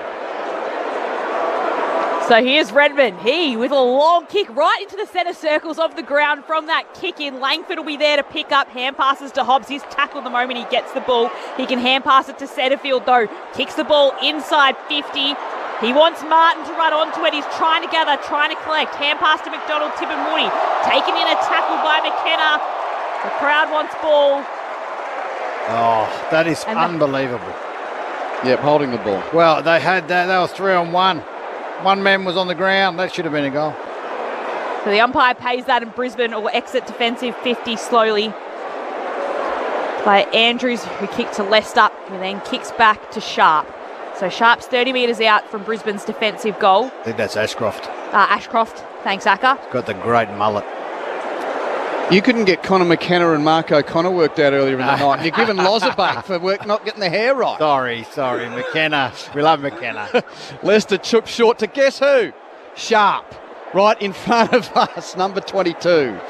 With the flowing locks out the back, he kicks it from halfway to the wing. Oh, met by the shin of Phillips trying to spoil. He's kicked it. No touch. Out on the full, but with a touch, so not in the vernacular of out on the full. One umpire said it was out on the full. Yeah. And two said it wasn't. The boundary umpire didn't realise it took a ricochet. Field ump called it touched. The Irishman. Good work. Rick O'Shea. Boundary throw in. Well, there's a few Irishmen out there. There is. Here comes the throw in. Brisbane leading by 28 points. Ball tossed in left half forward for the Lions. Phillips to the front of the contest. Won it. Hand pass doesn't create. Locked up by McCluggage, who's tackled by Setterfield. Ugo wasn't happy with something there. 15 minutes played final term. Meanwhile, still 8 points the diff at Docklands. Dogs in front. McInerney wins this clearance. Chips to the pocket at the feet of Danaher, who half volleyed it to McCluggage, who puts an inside-out torpedo into the pocket where it's chopped off by Menzies of Essendon. He kicks across the face of goal, marked by Durham. Score check 9-12-66 to 5-8-38. Brisbane 28 to the good. 15.5 final term. Durham's indecisive, and it shows in his kick. Chopped off easily by Cameron.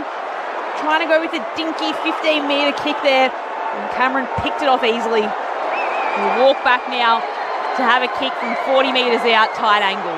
Country road. There we go. I told you he'd kick a couple. He probably kick this now. He's been close all night. He's been a bit unlucky with a few kicks here and there. He's had plenty of shots at goal tonight. It hasn't been able to record a major as he launches it towards the sticks.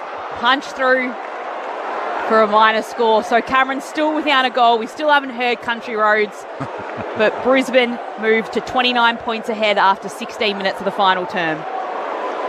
Small mercies. Small mercies. Long inbound from Essendon to left half back. Double fisted back to half forward by Payne. Zorko hand passes looking for Ashcroft. Ashcroft hand pass looking to Zorko. He had it stolen by Martin of Essendon. Hand pass ends up with Calder, who received from Wiedemann. He got it to the wing. Setterfield kicks Essendon forward. McDonald Tippermoody has a fumble. Called play on. He kicked it inside 50 off the ground. But Brisbane arrive in number. Clean hands McCluggage to mop up. Hand pass to Andrews, who was half asleep as he hand passed that to Wilmot. And I say that with respect. He did that so nonchalantly. Clearing kick from Wilmot to the wing. Phillips fists it back though towards half forward for Essendon. Picked up though by Rayner of Brisbane. Hands it back to Leicester. He's at centre half back. Kick towards the wing. Releases Gunston, who marks. Hands it to Neal. One bounce on 80. Driving kick to full forward. Redmond gets back almost marked, but it's pinched from his grasp by Hipwood. Lays number 6 on a platter for Joe. He equals his career best against the Dons. Little hand pass into the left forward pocket. Left foot snap makes it the third time in Danaher's career he's kicked half a dozen. And the first time Bombers fans have had to suffer the fate. 10-13-73 leads 5-8-38. Zane Bojack on the boundary. Yeah, Ainsworth has been activated. Zorko with that hamstring. They're taking every precaution. The Lions, he's about to come on, Noah. Can I just tell you this, Q? You love all the songs after the goals. You're the biggest karaoke man I know. Let it go, let it go. Frozen. Well, how's this for Danaher? One of his 2 occasions previously where he kicked 6 was for Essendon against Brisbane in round 8 of 2015. So now he's done it to them and he's done it for them. Well, they're getting their money's worth out of him on this ground anyway, or at least when they're playing together. So Brisbane tracking towards their 6th win in a row. Out of the middle, it'll be Shield, who'll hand pass to Stringer. Couldn't quite gather and collect. McKenna's there. He's tackled as he hand passes it. Caldwell can gather and Neil wraps him up. But the free kick will be going to Stringer. 31,898, the official crowd. So a lot packing in to see this win for Brisbane tonight as Stringer kicks it inside forward 50. And the mark will be taken by Nick Martin. We'll have a shot for the Bombers. 35 metres out, again on that tight angle. Did you say 38,000? 31,898. Oh, got the 8 out of order. But do they need this, Essendon? And Nick Martin, desperate for a goal. Just to bring a bit of joy to Essendon fans, and he's completely shanked the kick. It won't even score.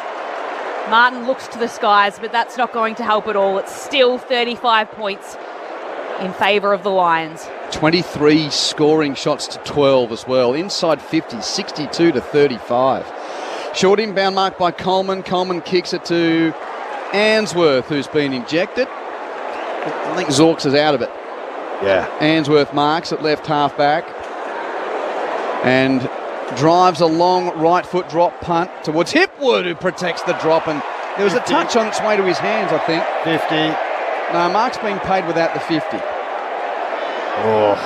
He did get tackled afterwards, Chase, but the ump showing some leniency there to Zirk Thatcher. So Hipwood, forward of the wing, kicks it, looking for Dunkley, couldn't take the mark under pressure from Hind, rode by Caldwell, who's tackled by Sharp, no prior, ball up. 1 point the diff at Docklands. Doggies lead it by a point. Blues coming. Cracking game. Blues coming. So Draper just pulls it out of the ruck, hand passes it away from him. It's only Neil that's back there for the Lions. Hand passes to Coleman. He drives the footy inside 50, looking for a mark. But the only player going back there is for the Bombers, and it's Martin. So Martin for the Bombers, dangerous kick to Shield. He had Starcevic running after him. But Shield holds on to the grab right on the paint of the defensive 50. Hand passes to Heppel. Kicks it down the broadcast wing. Donald Tippenwoody stretches, marks, and wants to go. He'll kick it inside 50. There's Draper on the 50-metre arc. And he takes it in front of Danaher. What about that hair? I mean, arguably the worst hairdo in the comp. Short on the sides, and you've got the long hair, short, fringe. Now he thinks the big fella, he's got enough. I'm glad that he and Sam Collins don't play in the same team. Oh, the mustache. Bad mustache too. So here comes Draper. It's Danaher on the mark. Draper kicks it towards goals. It's offline from the very beginning. Again, just a behind for the Bombers. Margin now 34 points in favour of the Lions after 22 minutes in the final quarter. And it's going to be 6 wins in a row for Brisbane and 4 losses on the hop for Essendon. As Wilmot runs to the right back pocket from the inbound and goes conservatively with the chip to Andrews. He has looked so dominant. He is like a roundabout in busy traffic down the back. Everything happens around him. Yeah, he's been super tonight again. Chips it to Bailey. Bailey chips it to right half back to Neil. And Neil takes the grab. What's he up to tonight? About just a casual 31. This will be 31 now. Yep, leading all comers for Brisbane. The former Brownlow medalist, or always Brownlow medalists, aren't they, Jace? That's right. Yep. Brownlow medalist as he is. He'll never not be one. Chips it short to Ashcroft, wearing Tim Notting's number 8. Not his dad's number 10. No, couldn't get it. Because Dan Rich plays in number 10. That's right. High kick towards the edge of the centre square. Redmond in the way. Boy, he's been good for Essendon. So that's a turnover from the Ashcroft Creek. Mason Redmond, by the way, this is touch 30 for he, having taken mark 8. Kicks it to the edge of the centre square. Gathered on the hop by Setterfield. Terrible entry along the ground. Picked up by Merritt, 40 out. Hands it to his teammate there in Martin. Martin kicks to full forward. Off a pack. McDonald tipping Woody receives a hand pass and blasts it through from the goal mouth for a rare Essendon goal in this second half. In fact, just their second since half-time. 28 the diff at 10:13.73 to 6:9.45, but Anthony McDonald, Tip and Woody at the footy, gets one late at the Gabba. Ellie butchered that too, the boys, Matty, if you look at that replay there, but better movement. I mean, they have been solid, certainly great first half, third quarter rubbish, but they are hanging in there. They've got a lot of signs. Blues have hit the front at Docklands. I should say that as we found some energy. As we go down to Zane. Carlton, no, hold on. Carlton's, I run this broadcast. No one cares. 7 goals, 9:51 to 6:11.47. Zane, your turn now. Oh, dear. Oh, do we really have to have that score cue? Anyway, look, just because we got Essendon listeners, we do have to mention that there has been a Brownlow rescinded before. Joe Watson, of course, lost his. Yeah, that's true. Yes, right. You're not always a Brownlow medalist, Jace. Yeah, that's harsh, Zane. No, that's really harsh. He got his taken. Coming from a Collingwood supporter, that For drugs. Alleged. Right, well, it's Ashcroft in the middle. We give you the baptism here, Loz. You're getting it. And he kicks it out wide at half forward. It's McCluggage inside 50. Draper goes up, can't take the mark. Hitwood's got it in his hands. He's tackled by 3 Bombers. And they'll hold on to the footy. Deep inside, Brisbane's attacking end, the school end of the Gabba tonight in front of a pretty packed crowd that we have here. As the ball is tossed up, Draper tried to get a kick away, couldn't, through the fingertips of Hobbs, then through the fingertips of Shields. Kick at goal comes from McCluggage, but it just goes wide for behind. Margin now 29 points Brisbane's way at the Gabba tonight after 25 minutes in this final quarter. And maybe the watch is on Joe. Can he kick a 7th for a career high against the mob where he was best and fairest in 2017 and the 4-time leading goal kicker? Picked up an All-Australian blazer there as well as Hines running through full back for Essendon. Kicking it to left half back. That's a handy kick. It finds Zirk Thatcher. Takes the grab. Left half back beyond defensive 50. Kicks it down the line. He was looking there for Durham, but intercepted by Answorth of Brisbane. So another inside 50 coming up for the Lions. Answorth chips, goes to Bailey. He finds him, he marks it, 45 out. And Zach Bailey has gone back as if intent on having a shot on goal. He's a better chance from here. 4 goals last week. He's a super kick for goal. And 2 tonight as well. 2 tonight. 3 this week if he gets this one. Looking very sharp, as I said before the game. Yeah, lots of scoring options for Brisbane. Bailey runs over the 50, hard on the pocket at right half forward. His kick is across the face and a point. 30 the diff, 5 goals the diff at 10:15.75 to 6:9.45. Getting laid on at the Gabba with Quentin Hull, Lauren Boyd, Jason Ackermanis, Matt Primus and Zane Bojack. Stick around because we'll get into the rooms before we wrap things up. It's been good, McGrath. He'll take the kick in for the Bombers. He'll kick towards the outer side of the ground to half back. Bounces in front of Wilmot for the Lions, who's happy just to see it over the line in these dying stages of the game. They've got to be good, these Essendon's backs, because in their second halves, the amount of ball coming down there is just enormous, isn't it? So they're under the pump continually for the whole 60 minutes. But their foot skills are really good tonight, Essendon. Yeah, very. So they've got very a lot of good signs. A lot of good signs. Haven't won since gather round, though. The Bombers over in Adelaide against Melbourne. And they won't break that tonight as McCluggage runs onto the footy. Underground hand pass in the path of Neal. He chases after it, soccers it, then gets it back. Tries to hand pass it across to McCluggage. It's socked away by Setterfield. Kicks it down the line. McInerney on hands and knees can hand pass it away. McKenna kicks it down the line to half forward for his side. Heppel's in there for the Bombers and he'll fight for it until the umpire will come in and ball it up between wing and half forward for the Lions. With a 5-goal lead here, 27 minutes gone in the last term. 31,898 at the Gabba to see it. Ball up at the foot of the pack. Caldwell does the roving for Essendon. Hand pass to Hobbs. Hand pass to Baldwin. His hand pass smothered by Bailey and regathered by the Lions. Hands it to Rayner, 50 out. Hands it to McCarthy, 40 out. One step, Link has a shot and Link kicks a goal. McCarthy gets on the scoreboard with his first major. 6 goals the difference. At 11 goals, 15-81 to Essendon 6-9-45. As we see the captain, Andrews, run all the way down. They're really happy with that. But great intercept there. Zach Bailey on the ball, gets the turnover. I like this in and out of that stoppage. They were 2-1 coming on the mid. On the inside, they looked hot and they stuffed it. Missed up the second handball, didn't they? Just a domination. Plus 26 inside 50s in the second half and plus 30 contested possession. That's just but you can see the 6 or 7 players that they got out at Q, as you mentioned pre-game. You can see how they're missing them. Like a couple of key backs, the key forwards, an extra couple of midfielders there. It's a lot out of a team that is learning a new way to play under Brad Scott. Bulldogs back in front of Docklands, 7-11 to 7-9 to the diff. Good finish coming up there. Charlie's got another shot on goal. Phillips at the Gabba, taps it to Stringer, slams it on his boot, just tries to get some distance with the kick, bounces to Owen Davey Jr., the sub. He hand passes to Caldwell, who just kicks the ball in hope inside the forward 50. And it's Payne back there for the Lions with the intercept mark. Payne will launch the ball outside of defensive 50. Good mark taken there by Dunkley, rising. I know it's probably not his nickname, but he really should be nicknamed House for a number of reasons. One, because it's like the band from the 90s, and two, he's as big as one. He is, and he's their most improved player. Lauren probably's never heard of House of Pain, have you? She's heard of Baywatch, though. I've heard of Baywatch, House of Pain, no. Jump around. Oh, jump around. Yep, that's House of Pain. That's House of Pain. Danaher received a chip. That's why they sort of burbled for a bit. He's at half back, though. Won't kick a 7th goal from there. No. Chips it to Wilmot. Wilmot back to Joe. Here we go. They're clapping him.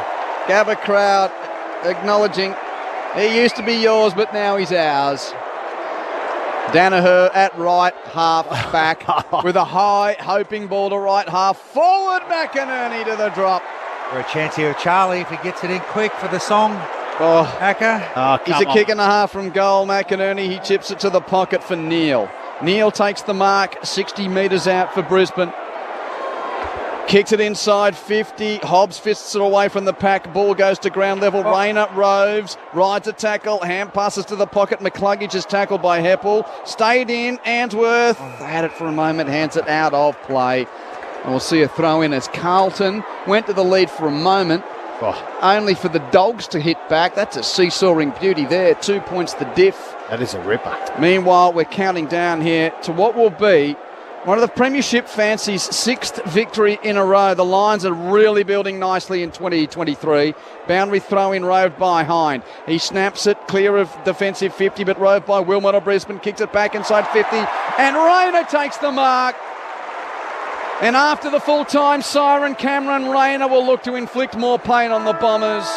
On a night where they've had to watch one of their old champs kick a career-equaling best haul of 6 goals. Danaher has been the man in front of goal tonight for Brisbane.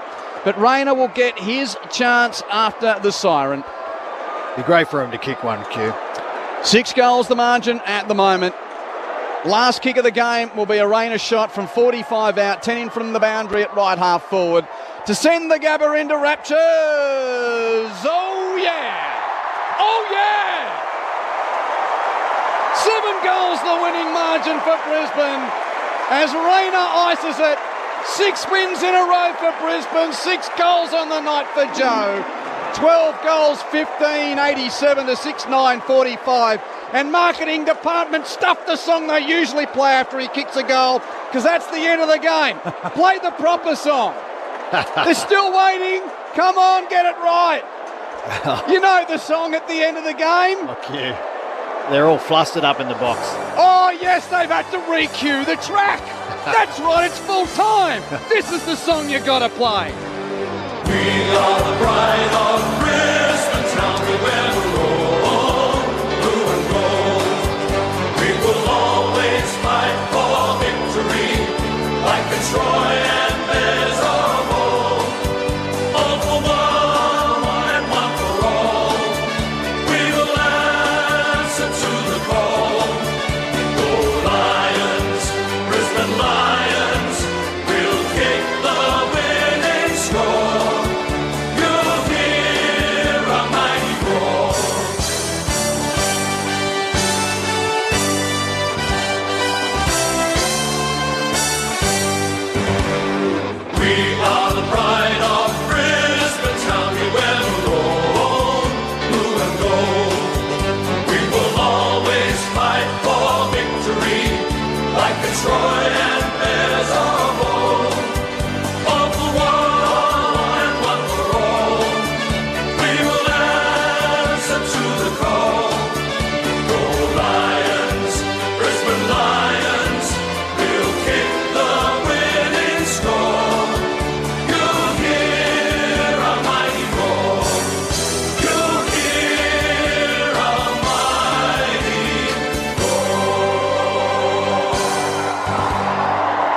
tonight's winning score reached 12-15-87 to 6 goals 9-45.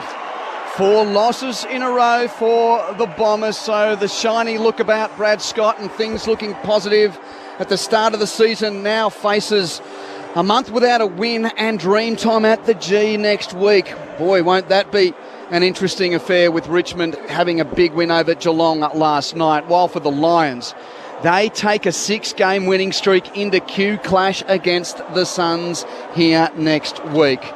The Bombers were up for the fight. Brisbane led by 5 points at quarter time. Essendon led by 10 points at halftime, courtesy of a 3-2-5 behind second term. But the Lions exploded thereafter. They kicked the first 5 goals of the third quarter and, in a sense, ended the contest there.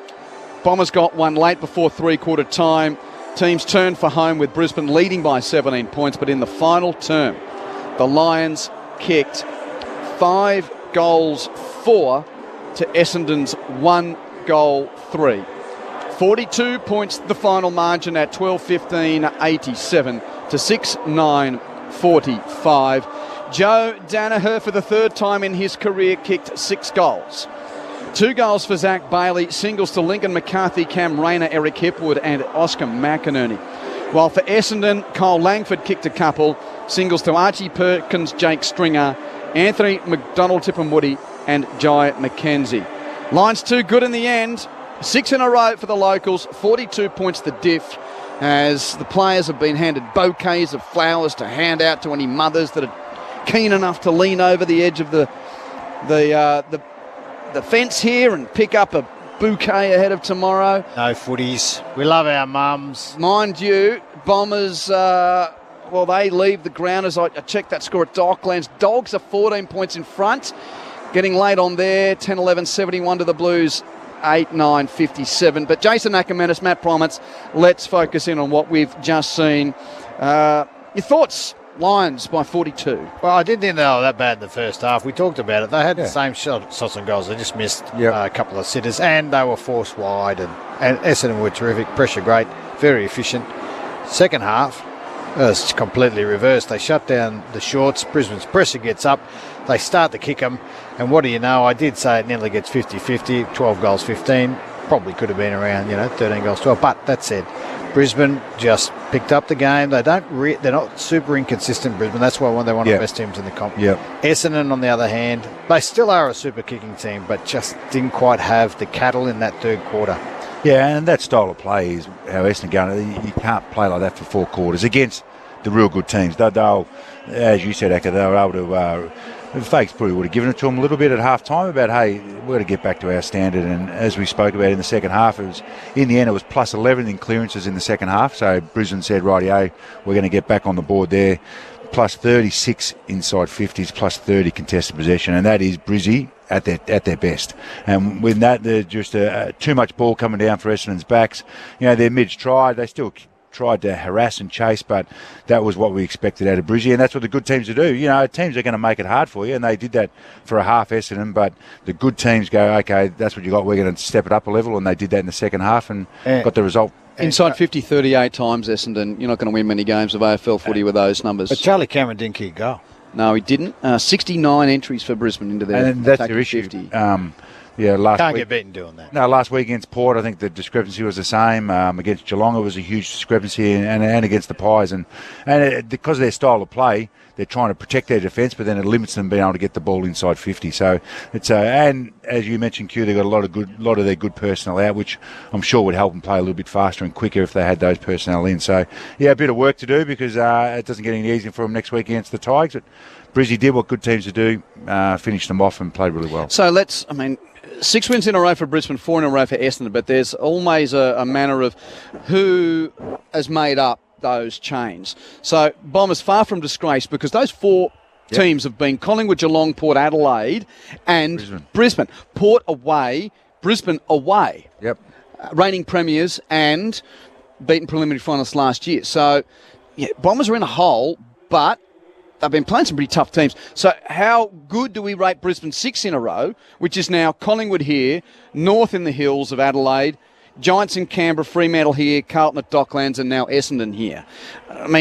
Really, it's if I'm playing devil's advocate here, but it's the Collingwood one that stands out. The rest have been teams that, if they are to get anywhere near where they should be this year, are games they would have been expected to win. But they've done it in the right middle. None of those games have been close. They've won them comfortably. So as you should against the mid-range teams and a couple of those bottom teams, they've put them away and put them to bed, and they haven't been a close game that they could drop. And the Collingwood one was an outstanding one. Where for Essendon, for me, if I was a Bombers fan, I'd be pretty excited about their style of play. They're playing in the right manner, I think, and when they get personnel back at some stage this year, they're going to be a pretty difficult team to beat. Dogs look like they're going to hold on, by the way, Akka. But a minute to go there. Bulldogs 10-12-72 to the Blues, 8-11-59. Full-time score in just a moment.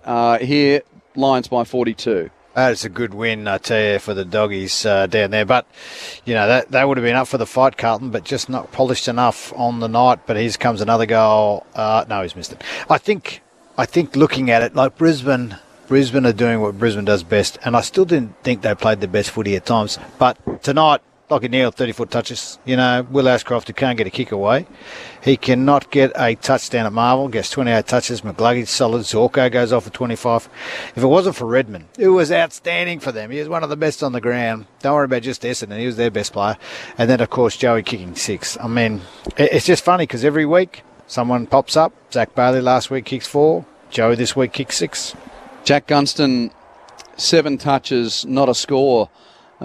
Charlie Cameron, 9 touches, not a score, and they've won by 42 points. And that's a good sign because there's. Well, sorry, I should say Cameron kicked a point. Point, yes. But he had looks. There's 6 players in that team that can hurt you on the scoreboard, and they're not all going to do it every week unless they have a total field day. But 3 will do it, and next week it'll be Charlie will have his turn like he did a couple of weeks ago against North or whatever, and light up. But it is a dynamic one, and the other guys who they can't, they're all putting some great pressure on. So that's where Charlie's lifted his game big time. The amount of pressure he puts on when they don't have the ball, which was a question mark on him, and he's definitely done that so far this year. McGrath played well. Like, you know, they've got some science. Like, you know, yep. Heppel played well. Hind fell over himself and cost himself 50, but they've got some good players. I mean, I know we talk about their best team, and they've got many out, but they've got to be healthy and they've got to be playing well. So there's lots of upside, and Essendon's defence is a mile better. And this is a Brisbane team where you look at their official injury list,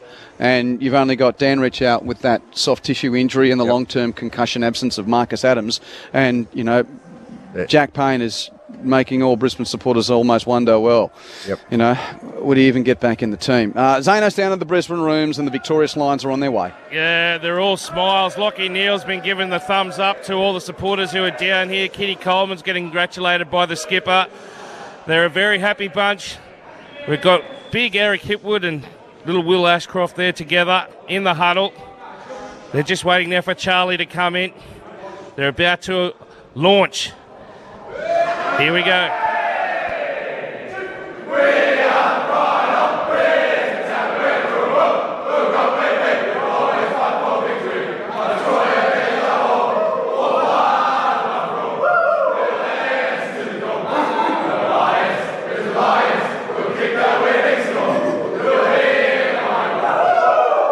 Six in a row for the Brisbane Lions. They get to stay at home next week against the Suns. Looking forward to chatting to Zach Bailey very shortly. Good on you, Zano. We've hit full time at the Docklands, and the Bulldogs have beaten Carlton by 20 points in the end.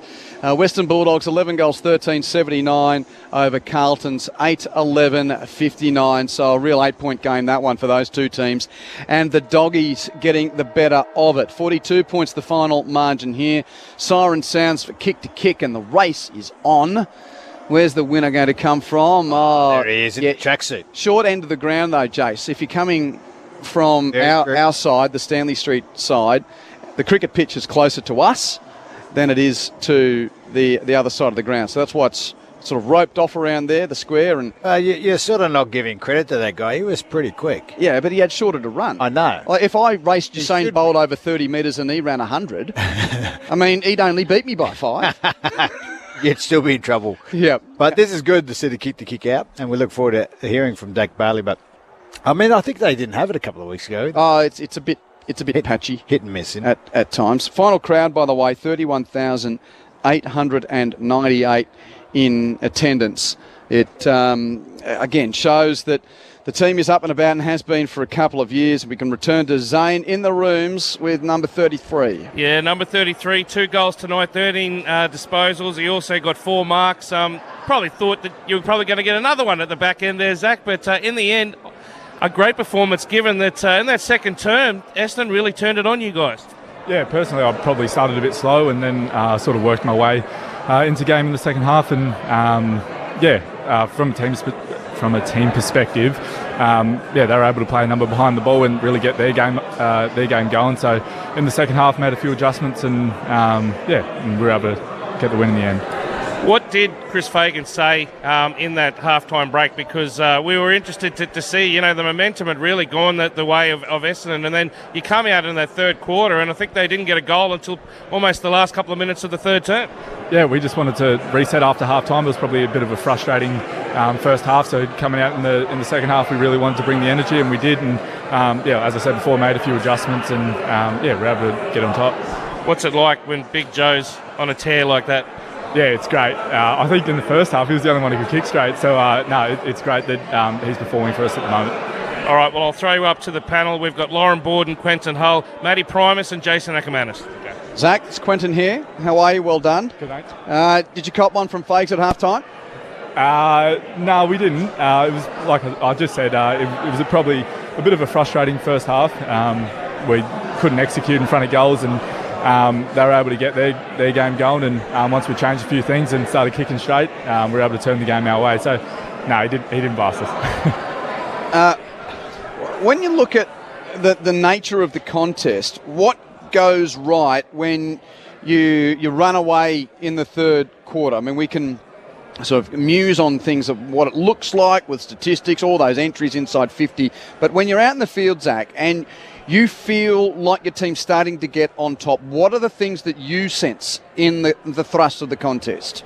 Well, I guess it starts in the middle, getting the contest right there, and we know when we get that right, we get our game up and running, and that's where it all starts. And then once we're able to get the ball forward and our bigs give us a contest, our smalls can get to work and we can pressure. We base our whole game off pressure, so once we get that going, we're good. Now, Zach Bailey, Jason Ackermanis here. Another game, another couple of goals. Could have had 3 last week, 4. It's starting to come for you. I just want to ask you about your role, because I like when you're in the middle. I like when you and Cam Rayner are there. You give it the speed and the spark.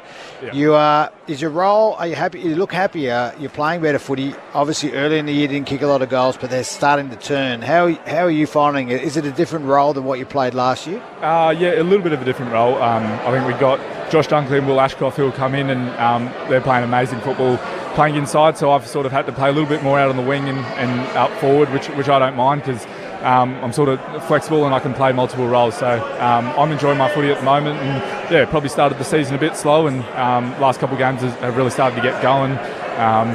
First half of this game slow again, but I think we talked about moments and getting them right, and I think I was able to do that today. Just want to ask about Colin McKenna. To get him, I think has been fantastic. The back line's always just needed a little bit of, you've got to replace Rich eventually. Zorko went back there. Kitty Coleman's unbelievable. But I think McKenna coming back has just actually made, there's been a great list getting Dunkley and obviously Will Ashcroft. It's the best list in 20 years. But how have you seen his sort of transition back after going back to Ireland and winning the All-Ireland final? Yeah, no, he's been great. Gives us a bit of dash off half back, him and Kadeen Coleman, so it's great to have him there, and he brings a lot to this team and helps us with the way we want to move the ball, so he's been great. Zach, tell us about Jack Payne. I thought he was terrific tonight. Like Harris Andrews, we know how good a reader and interceptor he is, and he had a terrific night also. But Jack Payne, he played out of the goal square on a few occasions against Essendon's forwards, but then his ability to read the ball, he's really grown in stature this year. Yeah, absolutely. I think with Marcus Adams going out, he's sort of had to step up into that role, and especially the last couple of games. I think last week he played on Kerno and he did an amazing role, and he's just getting better as each game goes on. So, great player, and really performing well this year. Did you know he's the only player in the league that has not been beaten, Payne, in a one-on-one contest? Is that right? This year. Yeah, well, that is on our team then. Sorry, I thought you were getting the hurry up there. Are you still okay? Sorry, you go. No, I was just. I thought you were being dragged away from us. Sorry. Just a couple more while we can. Harris Andrews. We know what he does, but tonight was a wonderful night to be at the footy, just to see how everything revolves around him. If it's high on the head of the pack, he's the first knuckle. If you're slowly moving out of the back, he's the pivot to work out where you go and what the pace is. Can you explain to us just, when you're up the field and you see that Harris is controlling it, what are the signs that you get? What are the sort of feels from the way he marshals those troops? Yeah, no, he's great to have down there. His leadership is great. He sets up the back line for us, and the way he hits the contest is great and scores the ball and allows us mids and forwards to get to work and get in front of him. The way he crashes packs is unbelievable, and he really sets us up from back there. He's the quarterback. Certainly is. Cam Rayner, he's sort of been, I think the role for him, he can play mid, he can go forward, Kate marks. I'd like to see him kick a few more goals, but how have you seen him? Like he's nearly ready to pop a big game out, surely, because he's been so consistent. Yeah, he's great. It's always good to have a player like him in the side. He's a bit of a ball, and when he gets it, he's able to break tackles, and when a player can do that, it allows other players to sort of get on the fly a bit, and so it's great to have a player like him in the side. Happy enough with the way things are tracking this year? I mean, hard to pick holes in 6 in a row, but I mean, apart from the Collingwood win, there haven't been too many big scalps in that run. So what do you need to work on? What are you happy with? At the moment, I think we're going really well. As we saw today, probably a full-quarter effort. We've been good in patches, and we've been able to get the job done, but we'd really like to get a full-quarter effort going. And I guess we've taken a few scouts with Collingwood and Melbourne at the Gabba, and it was good to sort of get a good win away against Carlton. So at the moment, I think we're going pretty well. Yeah, thanks for your time, Zach. Well done tonight. Yeah, thanks for that. Zach Bailey down in the Brisbane rooms. Yeah, and you can only play who they put in front of you. So maybe it's a pretty simple storyline, maybe that it's just in front of our face. We just have to accept it. This is a team destined for probably the pointy end of the finals again, and their story's not going to be told until we get to the last 4 weeks of the year. It's a good chance for them. Yeah, I think we've touched on that the last couple of years, Q, isn't it? It feels like history repeating, and they're good enough for top four. We've got a long season to try and see the ups and downs of the storyline, but everything it starts from neutral. But if you see the regular pillars jammed in, I mean, and 6 wins in a row, and 7-2. We have now got the same framework that we have at this time the last couple of years. Brisbane's sort of success or otherwise is probably going to be determined, in 12 weeks' time, not in the next couple. No, exactly right. And they're going to have their little ups and downs. And like tonight, you don't play well for 4 quarters, but you play well for 2 quarters and get the job done because you're a good enough team. And and they'll keep laying the foundations of, like we've spoken about, a couple of things. We're not quite sure how good they're going to be deep in September if their 2 tall forwards didn't stand up. Well, they've stood up the last month, and their small forwards are choosing to put pressure on if the Knight's not theirs, marking the ball, and all those sorts of things. So final score repeating, Brisbane by 42 points here. The Bulldogs have beaten Carlton by 20. It's never this simple, but I'm going to frame it up like this for Bombers supporters. It's New Essendon against Old Richmond next week. I mean, Damien Hardwick himself, last night after they got past Geelong, good to see it win like a Richmond. So it's like the old Tigers are back, and now it's Brad Scott's new Bombers taking them on in Dreamtime. That's a massive game for both clubs. What about from what you've seen from Essendon tonight? Are they in it? They'll be in it, but Richmond last night, Dimmer was right there, their fabric's back and how they play, and that style of footy is bloody hard to defend, and that will ask a lot of questions of what the Bombers are what they put out tonight. Back down to the Brisbane room, Zane. Yeah, I'm down here with someone who's very interested in that Bulldog score, actually. And also, I have to ask you, Josh Dunkley, what were you doing to Zach Bailey? Our commentators thought that he had to run away because there's a media manager that was annoying him, but you were trying to put him off with some sort of stare? Yeah, I was just trying to put him on edge, mate. He doesn't like to speak up too much in front of the boys, so just trying to have a laugh. It was fantastic. You guys were fantastic in those last 2 quarters, but what was happening in the first 2? Firstly, they were tight in that first quarter, and then in the second quarter, the Dons really ran away on you. Yeah, it was a bit of a frustrating first half, to be honest. We kept our forwards in the game, and I felt like we probably just didn't take our opportunities. Forward to centre, we weren't connecting as well, and it was a little bit frustrating. But to come in here and at half time and reset and really go again in that, I think the third quarter really set us up for that second half. So it was a great outing again, and we're just looking forward to next week now. Yeah, talking about next week, 6 in a row. Suns last night were outstanding over in the West. It's a bit hard for them to travel back, but they take on you guys next weekend. Your first Q clash, you looking forward to that? Yeah, I am. It's been a bit of a different one this year, playing Easter Thursday, I think it was, and different games at the Gabba on Friday nights and stuff like that, and Saturday night tonight. So looking forward to the Q clash next week. It's going to be a big game. As you mentioned, the Suns are in good form, and yeah, it's going to be a big head-to-head battle, I think, in the midfield where it will be won. All right, I'll throw it back up to the panel. We've got Quentin Hull, Lauren Borden, we've got Matty Primus and Jason Ackermanis. Josh, Quentin Hull here. I just have to, give the disclosure. One of those moments where you feel a bit old, having called the end of his old man's career, to be now chatting to him in the midst of a very good career. Well, we played against his old man. I know, you guys are feeling old as well. Josh, I'm just wondering, there is lifestyle settled, there's training settled, there's body settled, but how football settled do you feel now after 9 weeks with this group on field?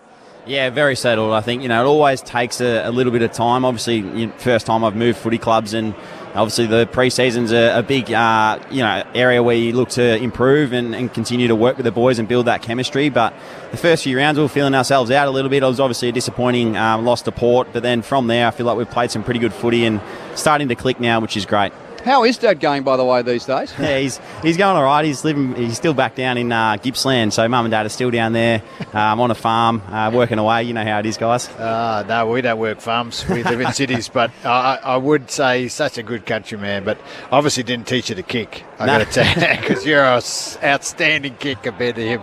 But I got to ask, there's always, probably this year more than any, we'll ask you about the difference between playing in. Bulldogs are a good team. Got lots of good players, and Lions have been up there and an unbelievable team as well.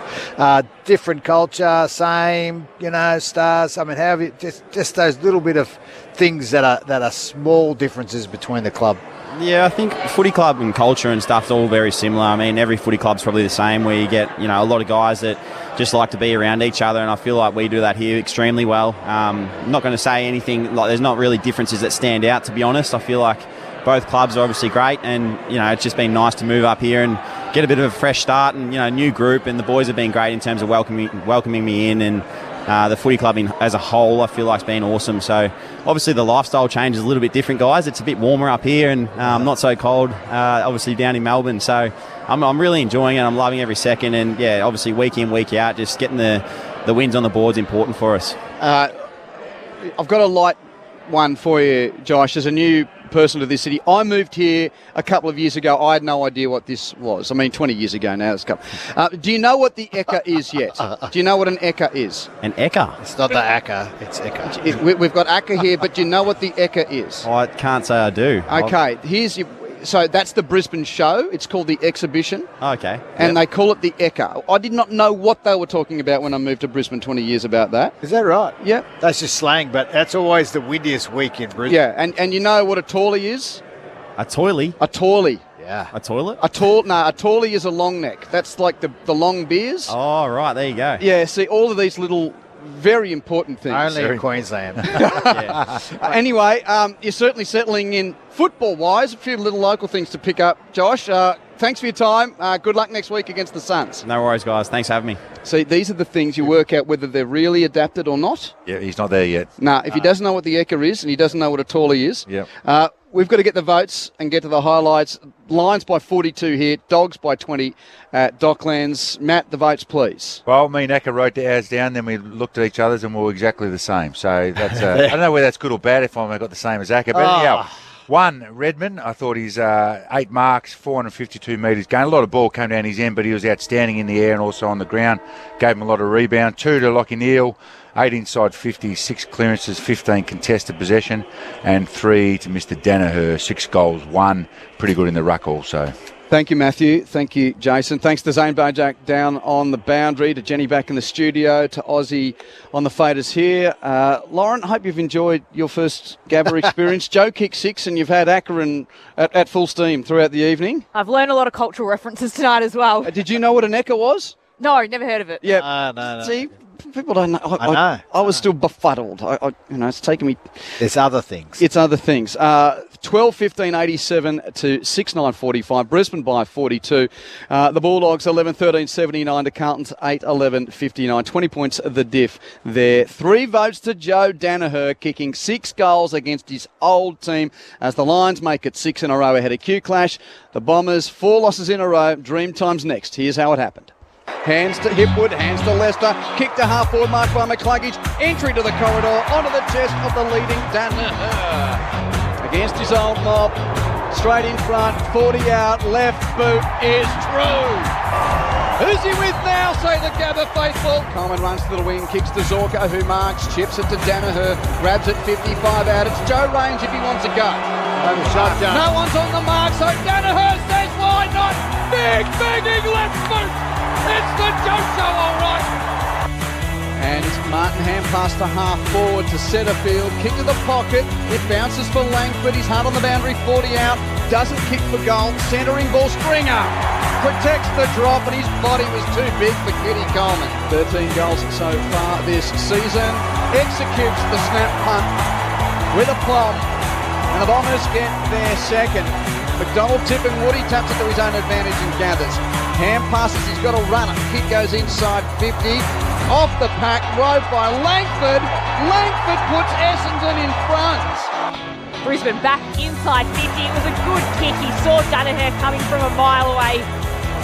Joe Danaher almost directly in front, 35 metres out. The umpire does not move. The ball will be tossing 55 metres out from Brisbane's goal. Dunkley sends the ball to the top of the goal square. Danaher's there again, and Danaher comes to mark. So Danaher should not miss this one. The opportunity to put Brisbane back in the lead. And there it is. The home side back in front here at their home ground at the Gabba. Target is Wiedemann, spoiled by Andrews. Roving Starcevich for Brisbane, kicks inside 50, and Hipwood shows great attack on the football to take a chest mark. Hipwood from 45 out, slight angle to the right.